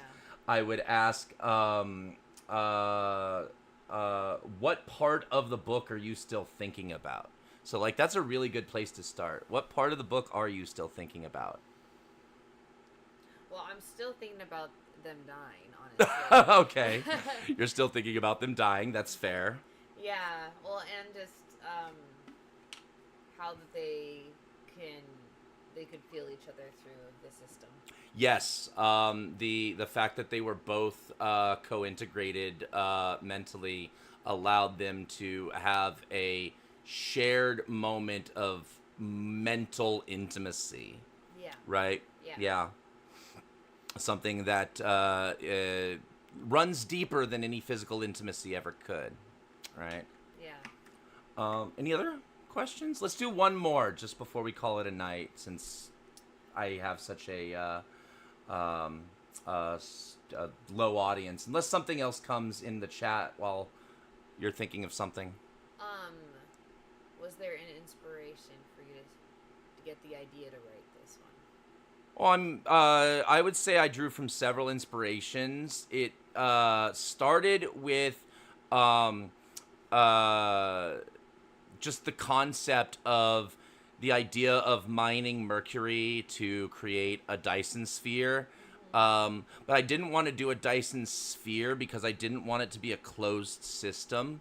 I wanted it to be an open system. I feel like it's very important for this story that it was an open system and not a closed system, because of what the story is about systems Yeah. in general. So it was important so I said, well, okay, well, what about instead of a Dyson sphere, it was like a satellite system, and that's where the lattice was born, right? That's where the lattice was born, a series of interconnected satellite drones that were operating in harmony, in step with each other. And of course, it was designed by Strath himself, who was a military engineer. And when he designed it, he designed something that there was a mention in early chapter where Cinda Vale said, when he says you're teaching them to um, dance. Yeah. So he says, you're teaching them to dance. And she responds, marching just makes them trip over themselves, indicating that, like, he had a more structural plan for how the lattice would operate. And she blew that out of the water by teaching the system to improvise, which unfortunately is also the seeds of her own death. Everybody in here, I wouldn't say, because not everybody dies, but of course Vale and Strath do. Everybody plants the seeds of their own ending. Yeah. Where they end up in the end is planted by each individual. Strath Strath is the captain who goes down with the ship, in a sense, trying to save Vale. Vale, it's the fact that she taught the system to improvise that eventually leads to everything. Also, of course, the concept of extraction and how they were trying to remove people from the system to as safety first, as medical first. You know, conservation is care. And Aronnax, his flaw is that he believes that it's all predestined, that he has already set everything into motion that he needs in order to succeed. And then Cass is just fucking lying to himself constantly. He is constantly, like, just whatever is happening, he's like, okay, everything's fine. Everything's fine. It's like it's like the dog. It's like the dog in the room on fire. Yes. Yeah, like everything's fine. Everything's fine. Nothing to see here. Yeah. And then of course, Holly, her, I'm not gonna say fate because she is, well, she is fated. She is fated to be the steward of truth. Right? She's the only one who really has any idea what happened in the end. Yeah. At all. And the way she got there was by choosing to deliberately introduce human delay. Got it. Right? Mm-hmm. So, yeah, that's about it. I will probably do another reading at some point and hopefully get another Q&A, and maybe some people who watched this or maybe watch it on the VOD on YouTube later will be interested in purchasing the book. I do want to just say one last word that I believe it is until the 23rd that it's a 5, so 21, 22, 20, no, the 25th, excuse me, today's the 23rd. On the 25th is how long the promotion will last to be able to get it for free on Kindle edition. So that's Sunday? Whatever day that is. So if you want to be able to read this book for free until the 25th, you can still obtain it on Kindle free. And if you want to purchase it on paperback or hardcover, those are available too. Just look for The Gate to the Sun on Amazon Books. All right, I'm going to go ahead and call it an evening. My voice is gone, but it was worth it. So worth it. All right. Other ways you can support me and live, join my Patreon, and of course, PayPal at dspaith and Venmo at David-Spaith-1. Have a fantastic night, and I hope you enjoyed yourselves for those who stuck around.